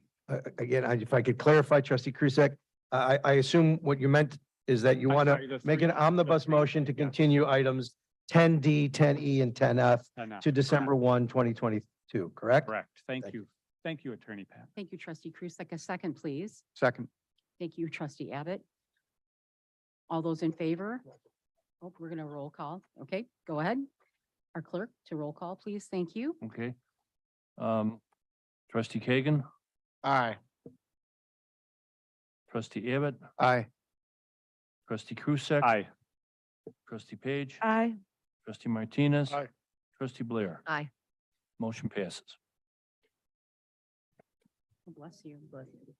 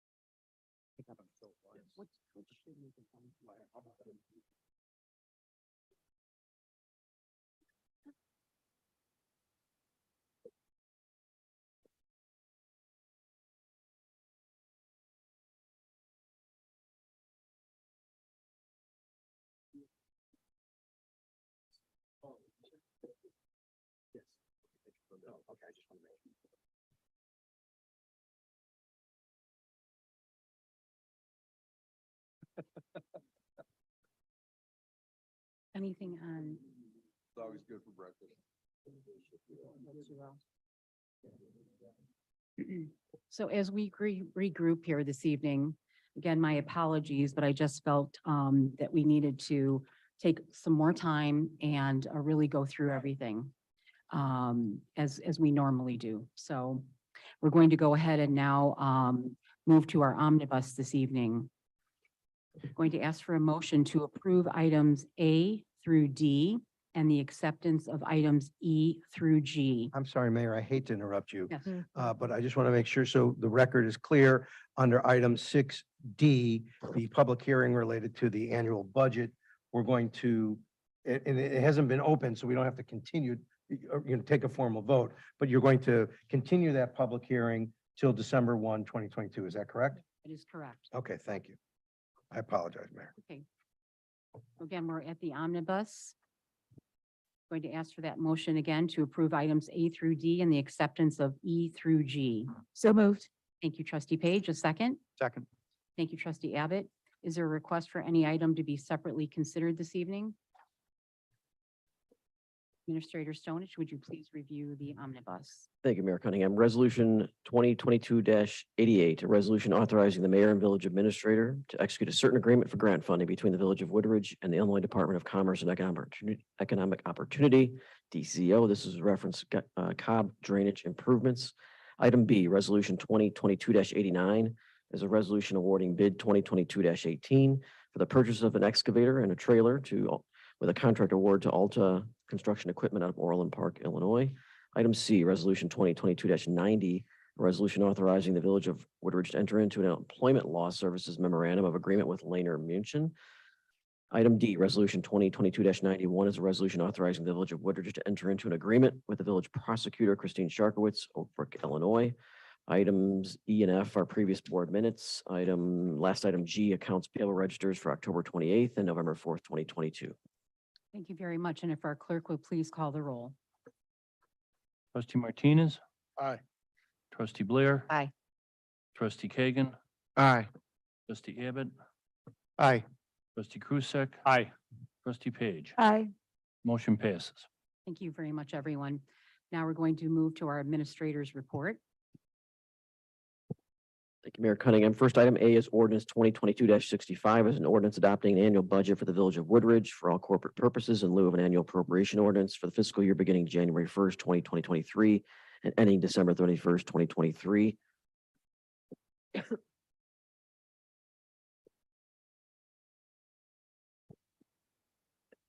then also item B, Mayor, ordinance 2022-66, an ordinance amending the village code of the Village of Woodridge, Title 7, Chapter 5, Section 7-5D2, water sewer rates and charges. Mayor, I believe we potentially may be seeking a motion to continue. Is that correct? That is correct. So with regards to items A and B, I'd like everyone to please consider a motion under the omnibus to continue these items to our next meeting. So I'm going to put that forth. May I make a motion to continue ordinance 2022-65 and ordinance 2022-66 until our December 1st meeting? Thank you very much, trustee Page. And is there a second, please? Trustee Krusek. Thank you, trustee Krusek. Any discussion on that? If our clerk would please call the roll. Trustee Blair. Aye. Trustee Kagan. Aye. Trustee Abbott. Aye. Trustee Krusek. Aye. Trustee Page. Aye. Trustee Martinez. Aye. Motion passes. Those two items will be moved to December 1st, our next board meeting. Thank you. Final item this evening, item C, resolution 2022-92, an agreement between the Village of Woodridge and Core and Main LP for professional contract services and purchase of water meter read system meters and meter appurtenances. This is for the Woodridge Water Meter Replacement Program, and this includes an agreement for census software license and lease agreement. Thank you very much. If I could please have a motion to approve resolution 2022-82. So moved. Thank you, trustee Blair. And a second? Second. Thank you, trustee Martinez. Any discussion on the item? If our clerk would please call the roll. Trustee Abbott. Aye. Trustee Krusek. Aye. Trustee Page. Aye. Trustee Martinez. Aye. Trustee Blair. Aye. Motion passes. Thank you very much, everyone. There's nothing further, no active agenda items or unfinished or new business to come before the board. Madam Mayor. Yes, please. I'm sorry, excuse me. Can I ask that in the interest of time for the December 1st meeting, that if anyone has questions that they think they can submit in writing, to submit them ahead of time so that staff or the petitioner has time to get some answers to us? Yes, thank you very much. And we did try to do that for this meeting, but just as we're talking and listening to our neighbors and the presenters here this evening, there certainly are questions that do come up. That is an excellent point, and we will be following up with everyone anyway. So Just so the record's clear, I don't believe trustee Kagan was given an opportunity to vote on the motion to continue. Is that correct? Or on the census? On the water meter. Yeah, on the water meter, census water meters. Just so the record's clear, trustee Kagan? Aye. Okay, there we go. anyway, I apologize. that's okay. Thought No, of no, that. thank you very much. We wish everyone a happy, very wonderful Thanksgiving on behalf of all of us from the village board and the Village of Woodridge. Thank you very much, and we will be back and see everyone on December 1st. And if any trustees do have questions, as it was requested by trustee Krusek, please do submit your questions. Do follow up, contact our administrator. Are happy to do anything we can to provide as much information and answers that are helpful. So please do, and we will share that with everyone as we continue to our next meeting. Thank you all for your understanding this evening. We do appreciate it very much. With no further business to discuss this evening, I would like to ask for a motion to adjourn our regular board meeting. So moved. Thank you, trustee Krusek, and a second from trustee Martinez. All those in favor say aye. Aye. Anyone opposed? The motion carries. It is 10:49 PM and we are adjourned. Thank you all, everyone. Take care.